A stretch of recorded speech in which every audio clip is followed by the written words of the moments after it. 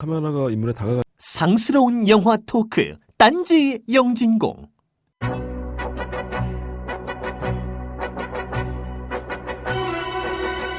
정의가 늘 승리하는 것은 아닙니다. 그러나 세월을 돌이켜보면 결국 정의가 세상을 바꿨습니다.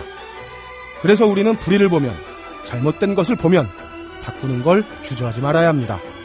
잘못된 것을 바꾸기 위한 또 한 걸음. 영화 또 하나의 약속은 그래서 우리 현실에 꼭 다루어야 할 지점입니다.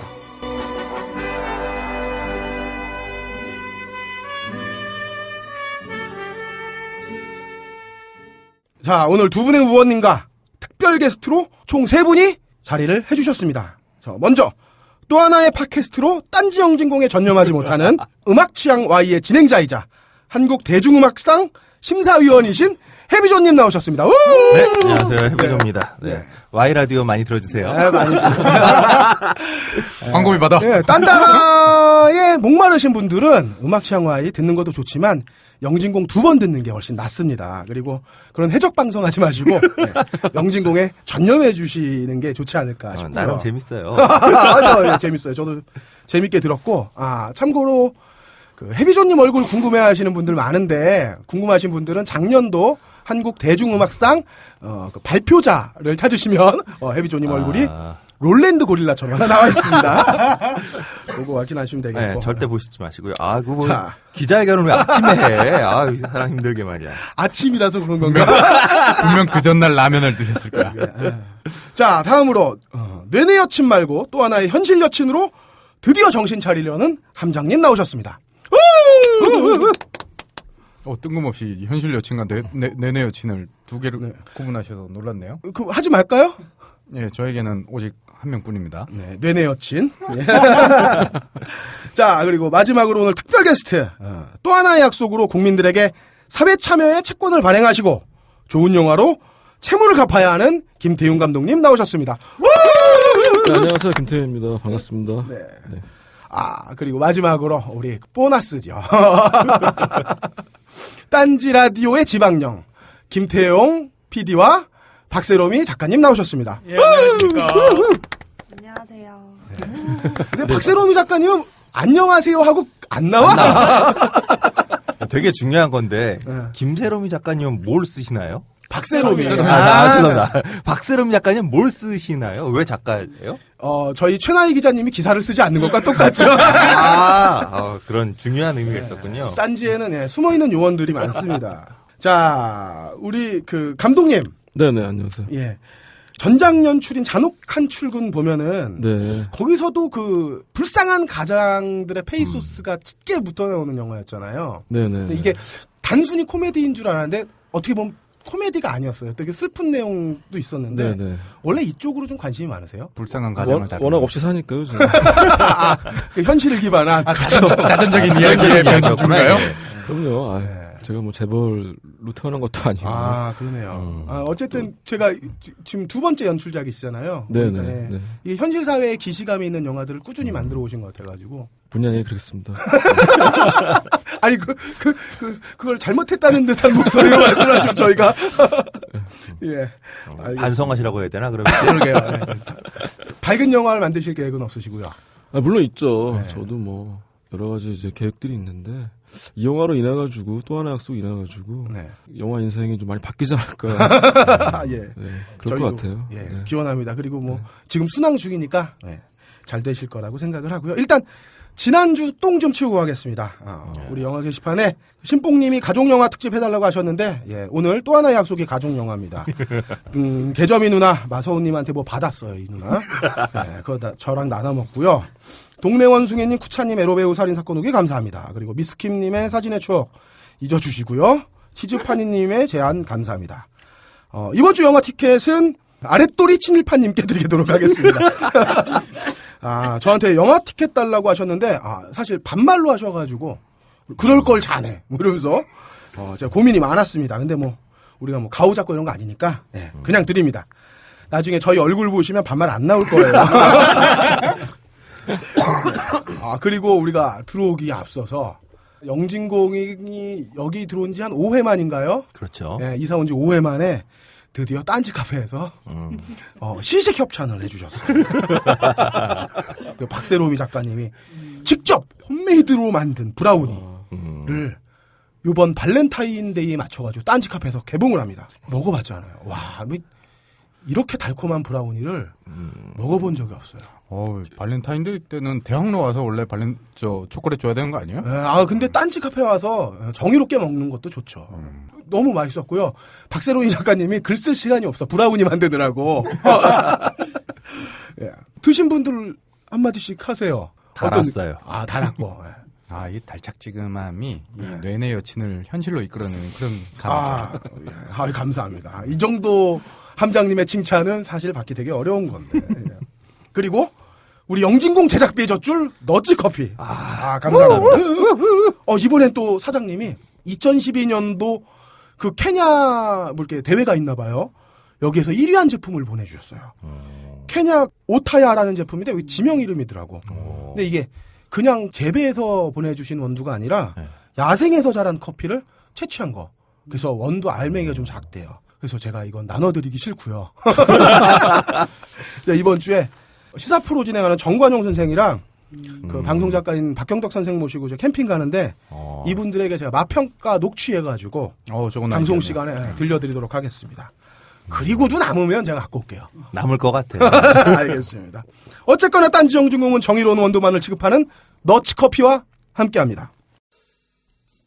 커피 한잔 하실래요? 이제 여러분도 세계 각지에서 생산되는 커피를 정말 저렴한 가격에 맛보실 수 있습니다. 딴지마켓 기획상품 프리미엄 너츠 커피. 매달 대륙별 커피 3종이 여러분께 배송됩니다. 자세한 내용은 딴지마켓에서 확인하시기 바랍니다. 놀라지 마세요. 홈페이지에 표시된 가격은 오타가 아니에요.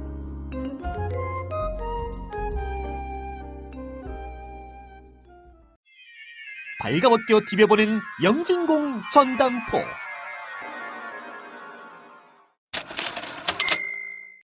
오늘 전당포 시간은 김태윤 감독님 취조 시간입니다. 자, 어떻게 다들 영화 잘 보셨습니까? 네. 재밌게 잘 봤습니다. 저 비조님부터 이렇게 한 줄 평 한번 해주시죠. 네. 한 줄로 하려니까 쉽진 않네요. 네. 저에게는 한 줄로 하자면 정의로운 사회로 가는 길은 되게 눈물겹구나. 그런 생각을 좀 하게 되는 영화였죠. 현장님께서는 삼성의 만행을 아는 자는 재밌게 볼 수 있는데 만행을 모르는 사람들은 보고 나서 열이 받아서 이 열을 어떻게 주체해야 될지 모를 영화. 저는 이렇게 정리해봤어요. 눈물 없이 볼 수 있는 세상을 만들기 위한 영화다. 라고 생각합니다. 감독님은 감사합니다. 네, 이 영화를 한 줄로 정리하자면은 제가 요즘 이제 들었던 생각은 뭐냐면은 네. 내가 이 영화를 왜 만들었을까, 또는 이제 제작들에 해주신 분들을 왜 해주셨을까, 네. 개인 투자를 왜 해주셨을까, 이 영화를 왜 사람들이 공감을 할까라고 생각해 보면은 이제 이런 영화가 만들어지지 않는 세상에서 살고 싶어서 이 영화를 만들었고 이제 공감해 주신 것 같아요. 네. 제 느낌은 다시는 만들어지면 안 되는 영화. 한 줄로 하자면 네. 다시는 만들어져서 안 되는 영화. 예, 감독님 저희가 아시겠지만 딴지일보 질문이 좀 상스럽습니다. 좋습니다. 세게 해주세요. 예, 네. 편하게 받아주시면 감사하겠고요. 저 영화 프로그램 처음 나와요, 이 영화 하면서. 그래요? 그러니까 이게 저희 영화가 그러네. 공중파에 소개된 적이 없어요. 그렇네요. 보통 이제 네. 영화 개봉주가 되면은 공중파에서 3사에서 다 영화 소개 프로그램 그렇죠. 하잖아요. 네. 네네. 저희 영화 소개가 안 됐습니다. 예. 네, 그리고 이제 저희가 들었던 얘기는 뭐 어떤 방송에서는 만들어놨는데 꼭지를 위에서 막았다라는 얘기를 들었어요. 저희가 그 담당 PD의 건너건너를 통해가지고. 그래서 제가 영화 얘기 제 인터뷰를 해도 맨날 사회부 기자들이랑 경제부 기자들이랑 맨날 하니까 영화 얘기를 할 데가 없는 거예요. 불러주는 데가 없어서 오늘 빡세게. 그 알실 나오셔도 계속 그 얘기고요. 돈 얘기했죠. 그 알실. 돈이 달라. 그러네. 영화 얘기 한 적이 없어요. 그래서 기꺼이 나왔습니다. 그 최초로 그럼 영화에 대한 얘기를 저희 EJ도 좀- 생각해보면 역사 프로네고. 그렇죠, 예. 그 이제도 돈 얘기했죠. 그래도 저희도 뭐 그걸 안 할 수는 없는 거라 저희는 질문을 크게 세 개 네, 영역으로 네, 네. 나눴어요. 그래서 네. 먼저 영화 외적인 부분에 대한 질문 할 거고요. 네. 그다음에 영화 형식에 대한 질문, 그리고 마지막으로 영화 내적인 부분에 대한 질문으로 네. 나눠서 하겠습니다. 네. 그리고 우원님들께서도 그렇게 알고 질문을 해주시면 감사하겠습니다. 네네. 자, 먼저 그 영화 외적인 부분부터 좀 질문을 할게요. 현재 네. 개봉관 잡는 게 아직도 어렵다고 알고 있는데 상황이 네. 어떤지 좀 알려주십시오. 처음에 이제 롯데시네마 같은 데서는 전국으로 한 7개 정도, 9관 정도 네. 잡아준다고 했었고, 네. 저희가 이제 지속적으로 항의를 해서 200개 정도 스크린이 잡히긴 했는데, 네. 네. 그 스크린이라는 것이 최대 시장이 서울이잖아요. 그렇죠. 서울에는 극히 적고, 이제 체인점들 3개, 세 네. 군데 해가지고, 통틀어서 이제 지방에 있는, 지방도 이제 인적이 드문 곳. 네. 차를 타고 1시간 가야 되는 곳. 어. 그런데 스크린을 잡아준 거예요. 아. 그래서 저희 굉장히 이제 힘들었는데 다행히 이제 주말 동안 좌석 점유율이 굉장히 높았어요. 네. 네. 그러니까 관객분들이 멀리 가셔서 네네. 영화를 보고 계신 현상이 벌어지고 있는 거예요. 제가 일요일 날 조조로 9시 50분 걸 주엽동에서 봤거든요. 일산. 네, 네. 그때 140석짜리 극장이었는데 조조가 사람이 꽉 찼어요. 그러니까 제가 자리가 없어가지고 맨 앞자리에 저희 아들이랑 같이 봤는데 예매를 좌우- 하셨어야죠. 예매를 해서 갔죠. 좌우가 꽉 찼어요. 그러니까 예매도 제가 늦게 해가지고 예매도 앞자리밖에 늦게 해서? 없었고. 근데 되게 인상 깊었던 거는 우리가 반드시 쿠키가 있다고 직감하는 영화들 있잖아요. 어벤져스라든지 무슨 뭐 토르 이런 거 볼 때도 사람들이 우르르 나가는데 한 140명 중에 20명 정도만 나가고 나머지는 스텝 스크롤이 올라가는데 끝까지 버티고 자리를 하고 있더라고요. 제작들 해주신 분들 명단. 네. 그리고 네. 그런 영화를 느끼는 것도 되게 새로운 경험이었어요. 그러니까 영화도 영화지만 그 남아있는 사람들 때문에 더 울컥한 부분들이 생기더라고요. 개인적으로 이제 스타워즈 이후 최고의 엔딩 스크롤이 아닐까. 예, 맞습니다. 정말 그러네요. 제일 그게 인상 깊어요. 보통 어떤 그 네. 펀딩 참여를 하면은 대부분 뭐 배우 나오고 스텝 나오고 그 다음에 이제 네, 네. 펀딩하는 분들이 그렇지, 나오는데 그렇죠. 네. 이건 여기서는 펀딩부터. 가장 먼저 그게 저희- 마음이 느껴지더라고요. 네. 저희가 이제 그분들이 없으면 이 영화를 못 만들었잖아요. 네네. 그러니까 이제 저희는 이렇게 얘기를 하거든요. 저희는 수많은 제작자, 투자자들이 있다. 네. 그러니까 8,000명이 넘는 투자자, 또 그분들 제작자들이라고 생각을 했어요. 보통 극장에서 중간에 엔딩 크레딧 자르는 경우가 많잖아요. 아, 그렇죠. 네. 그럴 경우에 그분들 성함을 못 보시는 경우도 있으니까 그럴 경우를 대비해서 제일 먼저 그분들 성함을 올리고 그다음에 스태프들이야 뭐 인터넷에서 남고 제 이름 같은 게 뭐 중요한 것도 아니잖아요. 그러니까 이제 스태프들이나 정말 감독들 중요치 않다 이름은 생각하세요. 근데. 요즘에 뭐 그게 뭐 중요합니까? 그게 뭐 인터넷 치면 다 나오는 포털에서 다 것들이니까. 제공해 주는데. 네, 네. 그래서 그분들이 가장 먼저 올라가기로 네. 했죠. 그리고 궁금한 게 이게 또 하나의 가족 제목을 또 하나의 약속으로 나중에 네. 바꾸셨는데 그 네. 이유가 뭐죠? 이제 극장에다 이제 마케팅을 해야 되고 영화 개봉을 위해서 그다음에 이제 개봉을 앞두고 배급을 해야 되는데 네네. 저항들이 있는 거예요. 시사회를 잡으려고 해도 또 하나의 가족이라는 제목으로 가져갔더니 이거 삼성 까는 영화 아니냐 문제될 것 같으니 우리 극장에서 안 하겠습니다. 이런 저항부터 시작해가지고 어떤 관객들 분들은 삼성 비판 영화인데 왜 이렇게 약하냐 그런 시점을 오히려 바라보시는 또. 분들 계시는 거예요. 또 하나의 가족이라는 제목이었을 때. 네. 그래서 이거는 뭔가 좀 영화에 대한 오해의 소지가 있겠다. 그 다음에 이런 영화들에 대한 저항감이 있으신 분들이 많기 때문에 보다 좀 더 편하게 관객들이 좀 접근할 수 있게 좀 이제 제안이 들어와서 바꾸자는 제안이 들어와서 심사숙고하다가 이제 고쳤죠. 네. 근데 막상 영화를 보면 또 하나의 가족이라는 그 제목의 영화를 본 사람들은 네. 꼭 뭐 겨냥하는 바가 물론 그럴 수도 있겠지만 네. 영화의 내용상으로 보면 또 하나의 가족이랑 굉장히 공감이 가게 되잖아요. 네, 연대하는 가족으로 그렇죠. 느낄 수 있죠. 제가 다음에서 네. 보니까 촬영 감독님이 제작 일지를 올리셨더라고요. 네, 그렇더라고요. 그 촬영 기간 중에 되게 수많은 도움들이 있었던데 혹시 기억날 만한 네. 분들이나 사건이 있었는지요? 일단 촬영 감독님이 제일 기억에 남아요. 왜냐하면 저희 촬영 감독님이 굉장히 블록버스터 촬영 감독이거든요. 그렇죠. 베를린 만들어오셨고. 베를린, 뭐 도둑들, 세븐데이즈, 네. 타짜, 네. 주로 이제 이런 센 영화들 많이 하셨는데 네. 저 영화 할 때는 이제 노게런티로 기꺼이 이제 뭐 다른 영화 블록버스터 영화 잡혀 있었어요 사실. 예. 근데 그거를 포기하시고 엄청난 개런티 많이 받으시고 포기하시고 이제 이 영화 하겠다고 오셨죠. 촬영 감독님 제일 기억에 남고 그다음에 뭐 다 도와주시러 온 분들. 그러니까 이제 제가 그 아이씬에 나가서 많이 얘기를 했어요. 근데 이제 개봉 이후에 얘기는 안 했는데 개봉 이후에는 어떤 분이 버스에다 직접 버스 운전하시는 분들 랩핑을 해주신 분도 계셨고 얼마 전에는 이제 극장에 가서 어떤 분을 만났는데 저희한테 명함을 주시더라고요. 렌트카 업체 사장님이신데 차 맘대로 갖다 쓰라고 영화 너무 좋았으니 안 그러면 우리 와이프한테 혼난다. 저희한테 차량을 무상으로 제공해 주시겠다고 해준 분도 계시고 뭐 사무실로 홍삼 세트 보내준 분도 계시고 뭐 1인 시위 하신 분도 계시고요. 소식 들었어요. 마음이 움직인 거겠죠, 영화를 네. 통해서. 예. 그런 분들이 계시지만 사실 저는 제일 걱정되는 게 배우나 스태프들이거든요. 네. 이게 안 보이게 불이익을 당할 수밖에 없는 현실이 지금 한국이잖아요. 뭐 김규리 씨도 그렇고 거기 나오시는 뭐 김부선 누나도 그렇고 영화계 밖으로 뭐 김재동 씨 같은 분들도 자신의 그 정치적인 견해 때문에 고생을 하고 있는데 사실 그 부분에 대한 부담감도 있으실 것 같아요. 아, 저가야 아니면 감독님이요. 저요? 저는 그런 거 없습니다. 저는.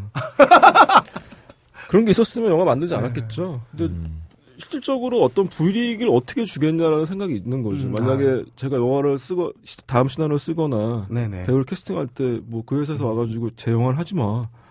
그렇게 얘기할 수 있는 부분이 있냐는 거죠. 만약 그렇게 한다면은 그냥 두지 않겠어요. 그럴 수는 없잖아요. 그러니까 이제 그게 자기 검열인 것 같아요. 이런 영화를 하게 되면은 어떤 불이익이 올 것이다.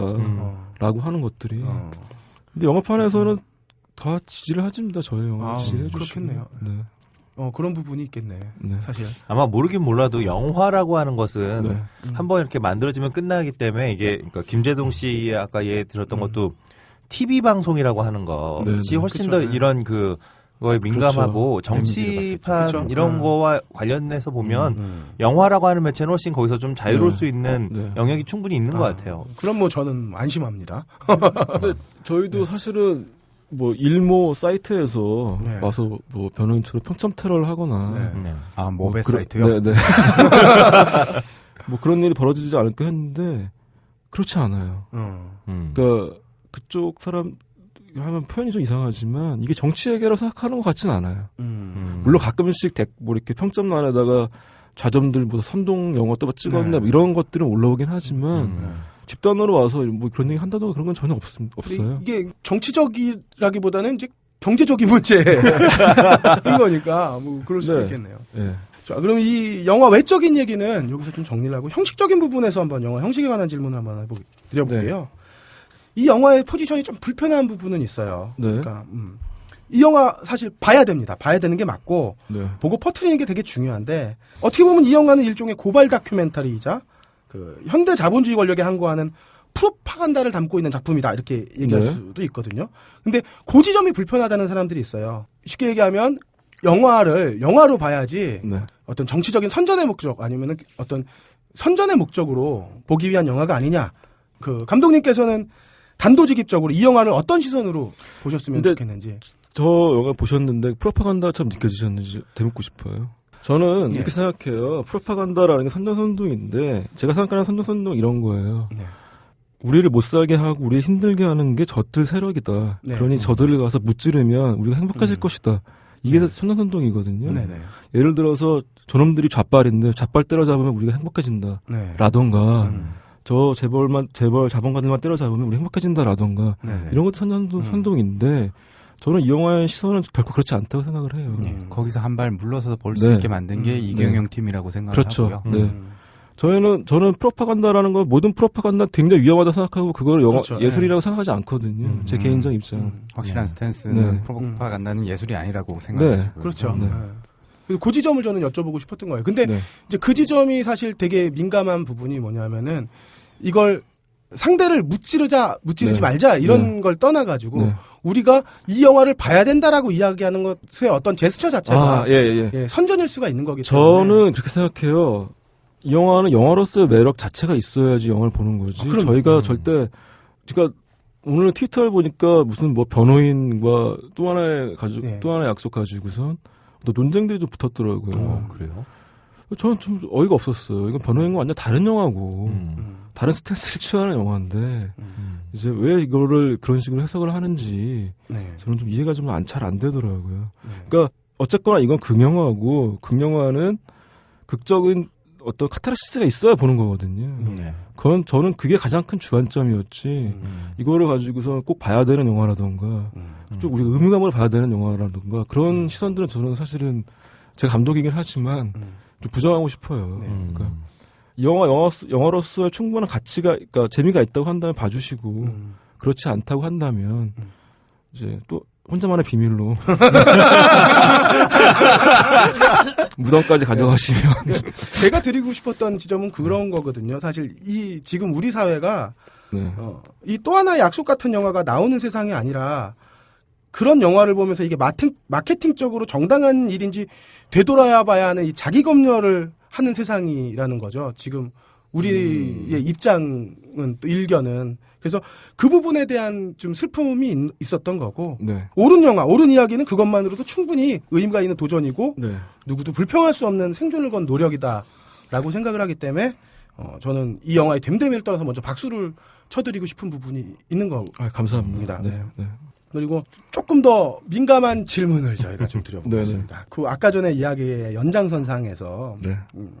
제가 이 이야기를 먼저 꺼내드렸던 거는 그거거든요.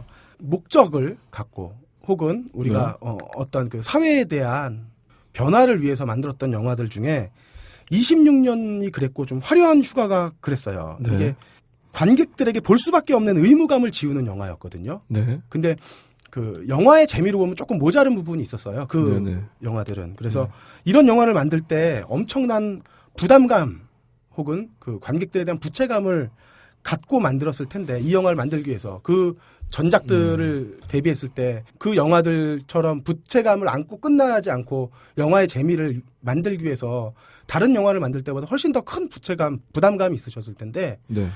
그 부분은 어떻게 극복하셨는지가 궁금해서. 다른 영화 만들 때보다 훨씬 부담감 덜했어요. 아, 그러셨어요? 네. 아, 이거는 저희가 생각하는 거랑 다르네요. 네. 왜 그랬냐면 그 전 영화 데뷔작을 만들 때는 어쨌거나 그건 상업영화라는 포장이 돼 있었잖아요. 네네. 그 영화 제작비가 31억, 32억이 됐는데 네. 어쨌거나 그 돈을 받으면 그 돈 이상을 불려야 되는 의무가 있잖아요. 네네. 그러니까 상업영화라는 것들, 그 다음에 대중영화라는 것들이 네. 그런 압박감이 오기 때문에 굉장히 저한테는 굉장히 힘들었어요. 그러니까 그러면서 엄청난 돈이 들어가기 때문에 상업영화는 관여하는 사람이 굉장히 많아지는 거거든요. 프로듀서나 제작자나 네네. 투자사나 배급사 입장이 들어가면서 영화가 잘 될 수도 있지만 망가지는 경우도 있어요. 네네. 제가 처음에 찍었던 영화는 이제 후자의 경우였던 거고요. 근데 이제 이 영화를 할 때는 모든 이렇게 저희 투자자라고 하는 분들이 이제 대중들인데 영화 만들어서 고맙다. 제발 힘내세요. 격려하는 격려해 투자자들. 주시고 하니까 저는 그런 부담은 없었죠. 다만 첫 번째 부담감은 뭐였냐면은 이 영화의 첫 번째 관객이 황성기 아버님이랑 노무사님 그다음에 유가족 분들이었어요. 네네. 그분들이 보시고 나서 이 영화가 별로라고 한다면은 저는 굉장히 그거에 대한 부담이 굉장히 컸어요. 네. 첫 번째로. 근데 부산영화제 때 오셔서 처음에 영화를 보시고 너무 좋아하셨어요. 그래서 제가 영화를 만드는 첫 번째 목적은 그때 달성됐구나라는 생각을 했었거든요. 네. 예. 그래서 이제 다른 영화하고는 좀 더 많이 다른 지점이었던 것 같아요. 영화를 만드는 지점. 아, 이게 또 감독님과 밖에서 보는 저희의 이게 생각의 차이가 있네요. 저희는 네. 이게 훨씬 부담될 거라고 생각을 했거든요. 그렇지 않았어요. 네. 우리가 영화를 만드는 뭐 배우들이나 스태프들이나 저나 마찬가지로 또 행복하고 화기하게 만들었어요. 제가 궁금했던 그런 거죠. 네. 행복감은 분명히 충만했을 때, 특히 네. 더군다나 이 제작 두뇌라고 하는 방식이 행복감은 충만하는 대신 이 돈이 훨씬 더, 그러니까 대기업이나 어떤 기획사가 붙은 네. 것보다, 창투사가 붙은 것보다 네. 훨씬 더 좋은 영화를 만들어야 한다는 그런 종류의 부담감이라는 거죠. 행복한 부담감인 거죠, 일종의. 네, 그렇죠. 그건 분명히 존재했죠. 근데 그런 자신감도 없이 제작투를 하고 어떻게 대중들한테 저희가 영화를 만들겠습니다 하겠어요. 그러니까 그런 자신감이 있었기 때문에 네. 저희에게 제작투를 해주십시오, 개인 투자를 해주십시오라고 부탁드렸던 거죠. 네. 그 자신감이 시작됐던 건 이 이야기의 힘이었을까요? 아니면 영화적인 구성에서의 힘이었을까요? 둘 다였던 것 같아요. 그러니까 제가 이제 황상기 아버님의 이야기를 영화를 만들겠다고 했을 때 이 이야기 분명히 대중들한테 다가갈 수 있다. 확신을 했거든요. 네. 그리고 이제 물론 이제 저희가 많은 관객을 어떤 이런저런 사정으로 이렇게 많이 모시지 못했지만 포털 사이트에 어떤 뭐 영화 평들이 올라오는 거 너무 좋은 평들이 많이 올라와서 네. 제 생각이 맞았구나라는 생각이 있어요. 네. 그리고 하나 더 물어보면은 그 사회고발 영화를 만들기 위해서는 여러 가지 방법들이 있잖아요. 네. 예를 들어서 마이클 무어처럼 다큐 형식을 가져왔다면 보다 좀 공격적이고 직설적이면서 적은 예산으로 영화를 만들 수 있었을 거고 이충렬 감독의 원앙소리처럼 황상기 씨의 취재를 통해서 만들었다면 보다 좀 현실감이 있었을 네, 테고 네. 또 그 해비조님이 좋아하는 그 썬칭 포 슈가맨의 네, 네. 말리크 밴디엘로울처럼 자료 화면과 뭐 실제 인물 그리고 애니메이션을 이용했다면 보다 서정적이게 좀 네. 갈 수도 있었을 텐데 이 정통 극으로 갔단 말이에요. 네. 이 어떤 특별한 이유나 네. 뭐 목표가 있었던 건가요? 제가 극영화를 만든 사람이잖아요. 아 그래서 그러니까 김현태 감독이 아니신데. 그러니까 이거 축구 선수한테 너 야구 안 해, 아, 너 그런 거 농구 안 해라고 하는 질문과 비슷한 거죠. 사실은. 그러니까 그러니까 다큐멘터리랑 극영화 만드는 방식이 너무나 다르거든요. 그렇죠. 저는 다큐멘터리 도저히 못 만들 것 같아요. 그 카메라를 들고선 그 피사체를 계속 따라다니면서 네. 소스를 얻어가지고 그걸 편집으로 만든 게 다큐멘터리인데. 그렇죠. 네. 저는 그걸 못해요. 아, 다큐멘터리도 카메라 감독을 데리고 다닙니다. 그런 전 제가 못 찍어요. 이제 좋은 컷을 얻기 위해서 하루 종일 그렇죠. 기다리는 경우도 있고 그렇죠. 예를 들어 원앙소리 얘기가 나왔지만 이충렬 감독님이 이런 말씀하셨어요. 처음에 이제 50살 먹은 소가 있다고 그래서 그 말에 들어갔는데 정말 아무 일도 벌어지지 않더라. 네. 근데 소가 아프기 시작했다. 나오려고 했는데 소가 아프기 시작했다. 그때부터 이야기가 되는 거거든요. 그러니까 저 같은 경우는 그런 기다리는 작업이나 이런 따라다니는 작업이나 이런 것들을 할 엄두가 사실 안 나요. 갑자기 저도 옛날에 반달곰 처음 방사를 할 때 네. 지리산에 2달 취재를 간 적이 있었거든요. 네. 근데 되게 신기한 게 움막에서 이제 카메라맨이랑 저랑 둘이 앉아 있어요. 네. 그러면 이제 조연출이 아침 저녁으로 주먹밥이랑 배터리를 이렇게 갖고 와가지고 갈아주거든. 근데 처음 일주일 동안은 정말 우리 움막 앞으로 아무것도 안 지나가요. 그러니까요. 그러니까 네. 내셔널 지오그래픽도 연출한다고 그러잖아요. 네. 동물도 안 움직여 가서 움직이라고 하고. 근데 신기한 게요. 안 씻잖아요. 일주일 동안 안 씻으면 비누 냄새, 샴푸 냄새가 사라지면서 네. 이 노루들이 이제 우리 앞으로 지나서 오줌 싸고 지나가고 그러거든요. 네. 이제 그때부터 찍기 시작하는 거예요. 그렇죠. 근데 그러면 이빨도 못 닦거든요. 그러니까 보통 이제 다큐멘터리를 만들 때 이거 여담이긴 합니다만 이제 정재환 감독이 말하는 건축 네. 이제 편집 과정에서 저를 보여준 적이 있어요. 그래서 네. 누나라고 부르는 사이니까 네네. 누나 뭐 편집본은 몇 시간이야? 일자 편집본이 11시간이라고. 양호한데요? 더 되면 보여주세요. 이렇게 네. 했죠. 그러니까 저는 그런 과정이라는 건 맞지 않는 사람이에요. 네. 그리고 다큐멘터리 이미 있습니다. 탐욕의 제국이라고 네. 이 소재를 다루는 다큐멘터리 있고요. 다큐멘터리 얘기가 나와서 그런데 네. 이제 극 중에서 네. 건물 로비 같은데 그 추운 데서 이제 담요 덮고 노숙하는 네, 장면도 네, 네. 있고 딱히 대한민국 관객들 중에 시위를 해본 사람들이 아니면 해석하기 어려운 장면들이 네, 네. 중간중간에 흘러가요. 네. 그런데 이 부분들에 대해서 뭐랄까 극영화를 만드셨는데 좀 네. 불친절하게 넘어간달까? 아, 거의 그래요? 예 사람들이 봤을 때 그 대한민국에 일반적으로 시위를 한다 그러면 일반 사람들이 그냥 지나가면서 저거 다 네. 돈 때문에 네. 하는 거다. 그리고 네. 그와 관련된 설정도 이제 네. 사람들 두런두런 얘기하는 걸로 네. 보여주고 하셨는데 이렇게 쉽게 시위가 매도되는 대한민국의 분위기에서 네. 그런 장면들이 왜 저렇게 모여서 노숙을 하고 있어야 되고 네. 왜 저렇게 사람을 찾기 어려운 부분인지 좀 설명이 불친절하게 되었다고 제가 느끼게 되는데 혹시 왜 싸우는지 명확하게 던져지는 게 끝부분에 가서야지 클라이막스에 가서야지 이 사람들이 싸우는 이유는 이겁니다라고 보여주는데 초반에는 의도적으로 배제하신 연출인지 그게 좀 아니, 근데 저는 설명 충분 됐다고 생각했거든요. 그러니까 이제 그 반도체 공장 이후에 찾아오는 분들이 다 제보자들이었고 내가 아프다 우리 남편을 잃었다 네. 이런 분들이 쓰니까 당연히 이제 상구 캐릭터처럼 저분들도 산업재해를 신청하기 위해서 모여 있구나. 이게 뭐 근로복적 내라서 산재 인정 안 해주는구나. 라고 생각을 해서 이제 굳이 설명 안 넣었거든요. 그래서 그 장면을 찍을 때 설마 불친절하다 이런 얘기는 저는 처음 듣는 얘기예요, 사실은. 이게 관객이 이미 너무 이런 분야에 익숙한 분들만 그렇게 느껴질 수도 있고. 그럴 수도 그렇군요. 그 사무실 앞에 네. 그 판자 깔고선 기다리고 있는 건 사실. 그러니까 함장님이 대기업 다녀서 잘 몰라. 아, 그러세요? 네. 아, 그리고 이거 함장님 원래 질문 아니었는지 모르겠는데 이경영 팀이라는 게 존재하나요? 예, 그 팀 자체의 네. 설정 자체가 들어가 네. 가 있는 걸로 인해서 네. 아까 얘기하셨듯이 의도적으로 이거는 프로파간다가 아니라 네. 정말 우리의 삶을 그대로 비추고 있다라고 생각했는데 이 팀이 실질적으로 팩트로 존재했던 팀인지 그게 존재합니다. 궁금했어요. 네, 존재하고요. 이제 여러 가지 팩트가 좀 합쳐져가지고 만들어진 이제 캐릭터인데 네. 60 가까이 되신 팀장님이 계셨어요. 네. 근데 그 팀장님이 백혈병에 걸리셨고, 그다음에 반올림 쪽에서 법정에 서 주십시오 아니면 증거를 좀 주십시오라고 했는데 끝까지 거부하다 돌아가셨어요. 그 사모님이 이제 합의를 하셨고, 그 팀이 하나 있던 거고, 그다음에 농사님한테 제보가 왔었어요. 저한테 녹취록이 있는데 젊은 엔지니어가 와가지고 네. 너무 무섭다. 팀장님이 백혈병, 음. 부팀장님이 피부암, 바로 위에 사수가 이상한 병에 걸렸다. 그 팀 그대로군요. 그래서 내가 제보를 하고 싶다. 라고 했는데 이제 그때 반올림에서 했던 일은 그럼 국정조사 때 증인으로 나와주십시오였어요. 근데 이 양반이 갑자기 행방불명이 됐다가 나타났는데 국정조사에서 회사 측 증인으로 나온 거예요.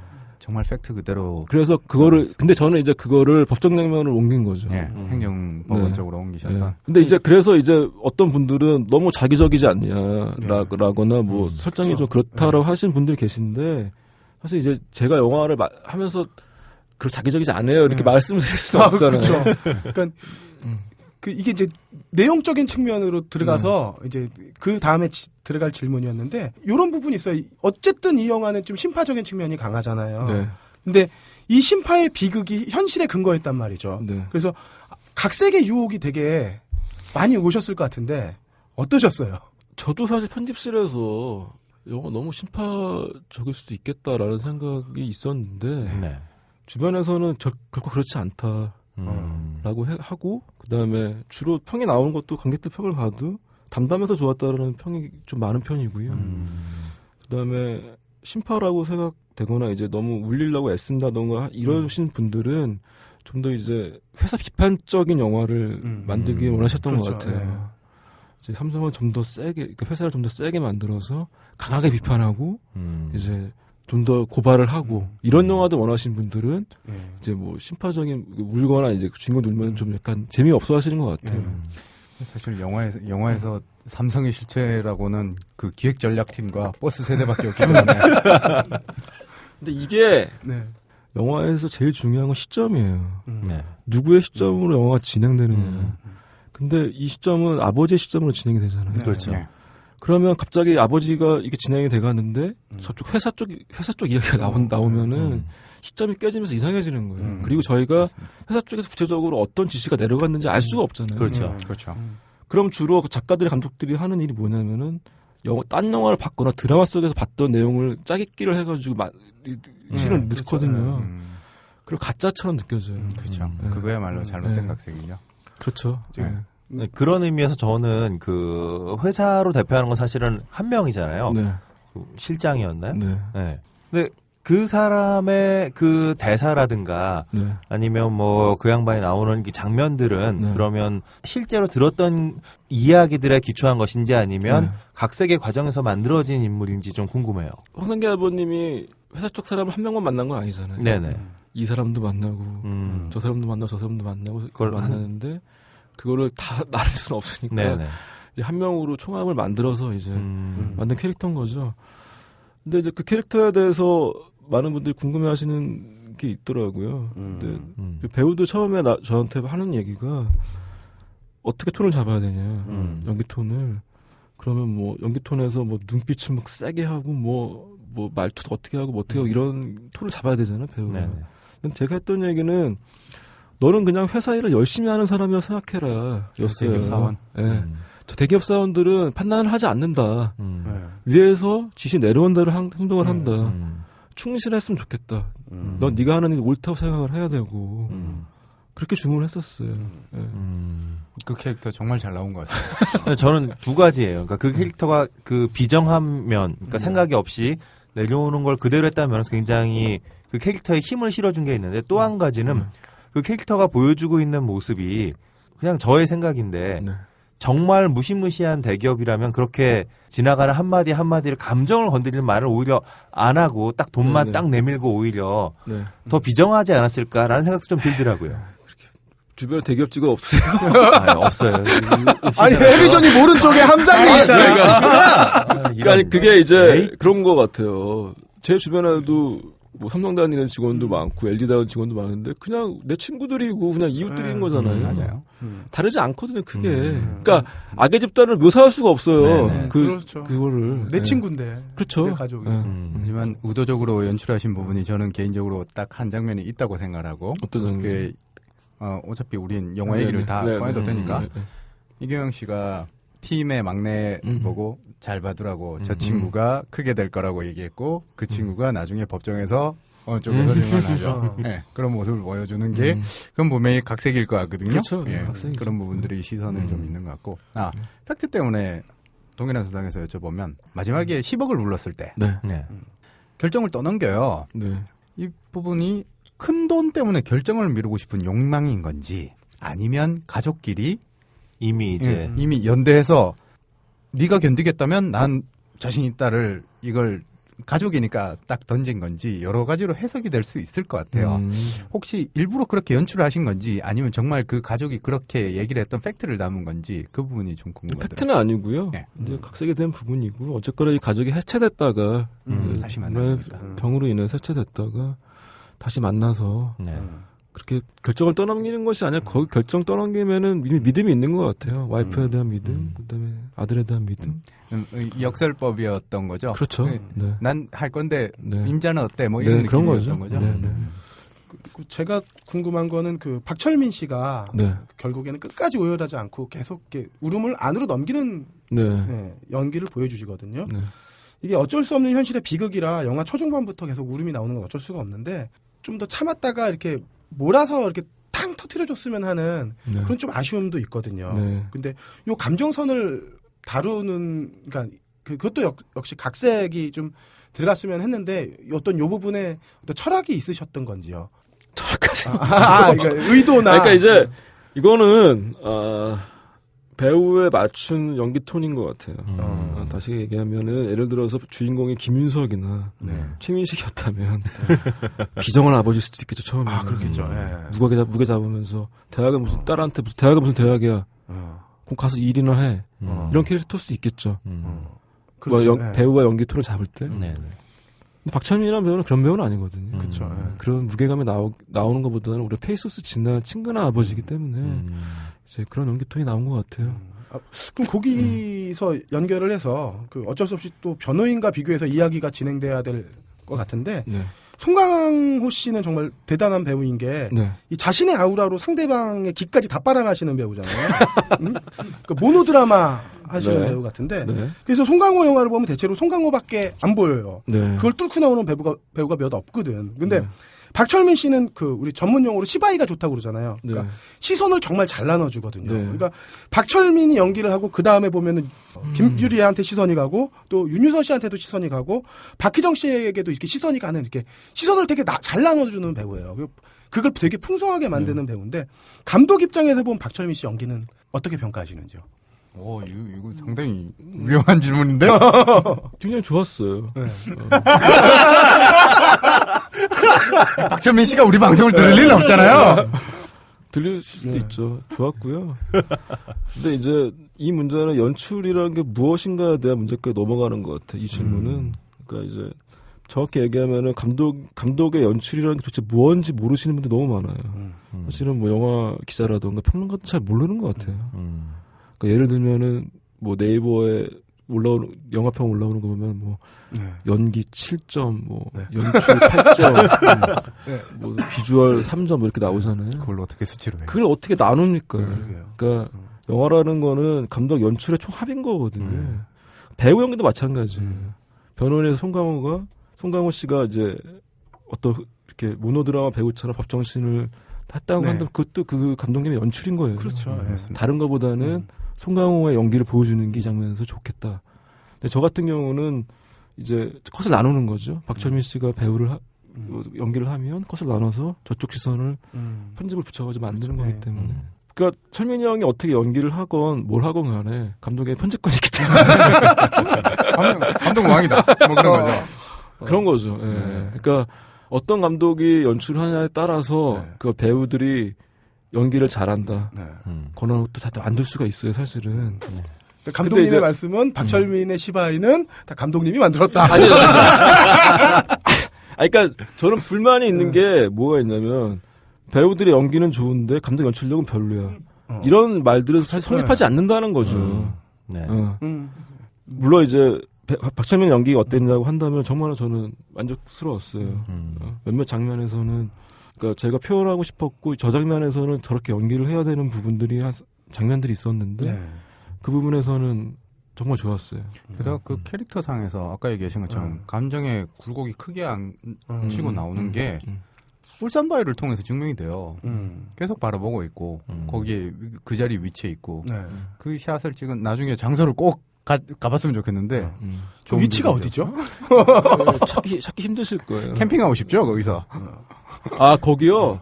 실제로 황상기 아버님이 따님의 유골을 뿌리신 곳을 가봤는데 네. 그 사이에 이제 군부대도 들어서고 아. 예비군 훈련도 들어서서 너무 이제 비주얼이 안 좋더라고요. 그래서 제작부가 제가 발로 조건한 게 이제 울산바위가 굉장히 잘 보이는 장소를 찾아야 된다. 그래가지고 등산로도 아닌 이상한 길을 하나 찾았는데 거기서 울산바위가 정확히 딱 보이더라고요. 그래서 이제 그곳을 헌팅 장소를 한 거죠. 정말 웬만한 전망대보다 가장 좋게. 네. 그래서 거기는 일반적인 그냥 등산로가 아니라서 네. 일반인들은 잘 모르실 거예요. 그 나중에 네이버 지도에 한번 찍어주시면. 그러니까 지도에는 없고 만약에 뭐 속초시에서 이곳은 무슨 뭐 촬영지입니다라고 한다고 한다면 뭐 가능할 수도 있겠죠. 좀 아까 그 얘기 나온 거에서 좀 더 이제 연장을 하자면 질문에 그 박철민 씨가 이제 울지 않았다라고 이제 팡 울지 않았다라고 얘기를 하지만 영화 내내 이제 눈물이 고여 있거든요. 네. 그리고 그로 인해서 관객들도 계속해서 울게 되는데 제가 처음에 그 함줄로 얘기를 할 때 뭐 정의로운 사회가 되기 위해서는 정말 눈물겨운 건가 보다라고 생각을 했는데 그 점에서 저는 한 가지 궁금해요. 과연 이분들이 그 감독님이 다른 곳에서 인터뷰나 이런 걸 보면 황상기 아버님이 정말 밝은 분이더라. 항상 웃음을 잃지 않았더라. 그리고 저는 그게 굉장히 중요한 부분이라고 생각하거든요. 그분이 그렇게 여러 해 동안 싸울 수 있었던 이유라고 생각해요. 그리고 힘이 됐던 거고. 근데 영화상으로 보면 물론 영화가 그렇게 몇 년의 세월을 다 보일 수 없기 때문에 이제 그 눈물겨운 장면들에 초점을 뒀겠지만 좀 더 그 캐릭터가 이 힘든 상황을 더 밝게 건져내는 걸로 만들 수는 없었을까. 좀 저는 많이 사실 영화 보면서 워낙 감수성이 풍부해서 좀 많이 울었어요. 많이 울었는데 저도 그게 줄기차게 울었어요. 이게 이제 정말 내가 슬퍼서 울은 건가 아니면 그 감정에 푹 빠져서 그런 건가 좀 두 가지가 좀 애매했어요. 근데 그거의 큰 것 중에 하나가 박철민 씨는 절대로 펑펑 울지 않거든요. 근데 저의 경험상 펑펑 우는 사람들 이렇게 울음을 꼭 참고 있는 사람 보면 같이 막 이렇게 되는 게 있어서 굉장히 그 의도된 이 울지 않는 아버지 혹은 크게 터뜨리지 않는 아버지에게 어떤 그 의미가 있었던 걸까? 제가 일단은 그런 연출을 싫어해요. 그러니까 배우를 울려놓고 펑펑 울게 만들고 네네. 음악가를 깔면 다시 눈물 나거든요. 네네. 근데 이제 그런 식의 연출 방법을 되게 좀 싫어하고요. 이제 한국 영화 요즘에 드라마나 영화관 간에 너무 근데 감정의 과잉이 사실 네네. 세잖아요. 울부짖어야 연기 잘하는 것처럼 보이고. 그런 식의 이제 연출 방식이 싫었고 이 이야기 자체가 너무 슬픈 이야기인데 거기다 대고서 또 펑펑 울고 이런 장면들이 있으면 저는 좀 안 좋을 것 같아서 계속 울지 마시고 담담하게 해주세요. 최대한 담담하게 해주세요라고 말씀을 드렸었고요. 네. 연기를 할 때도 뭐 다른 배우들한테도 마찬가지고요. 하여튼 그랬어요. 그래서 감정적으로는 좀 누르시는 톤으로 계속 주문을 했죠. 약간 비슷한 질문인데 박철민 씨가 극 중에서 딸이 죽은 뒤에는 웃는 장면은 딱 한 번 있어요. 역학조사를 이끌어내면서 공부 많이 했네요. 그래서 웃는 장면. 그 뒤로는 한 번도 웃지 않고 맨 마지막에 약속 지켰다고 그 시점에만 웃거든요. 근데 얘기하셨던 건 울 항상 울상이고 네. 그렇게 되면 옆에서 본 사람이 함께 연대해서 싸운 사람도 그 사람이 울상이면 많이 힘들 텐데. 그렇죠.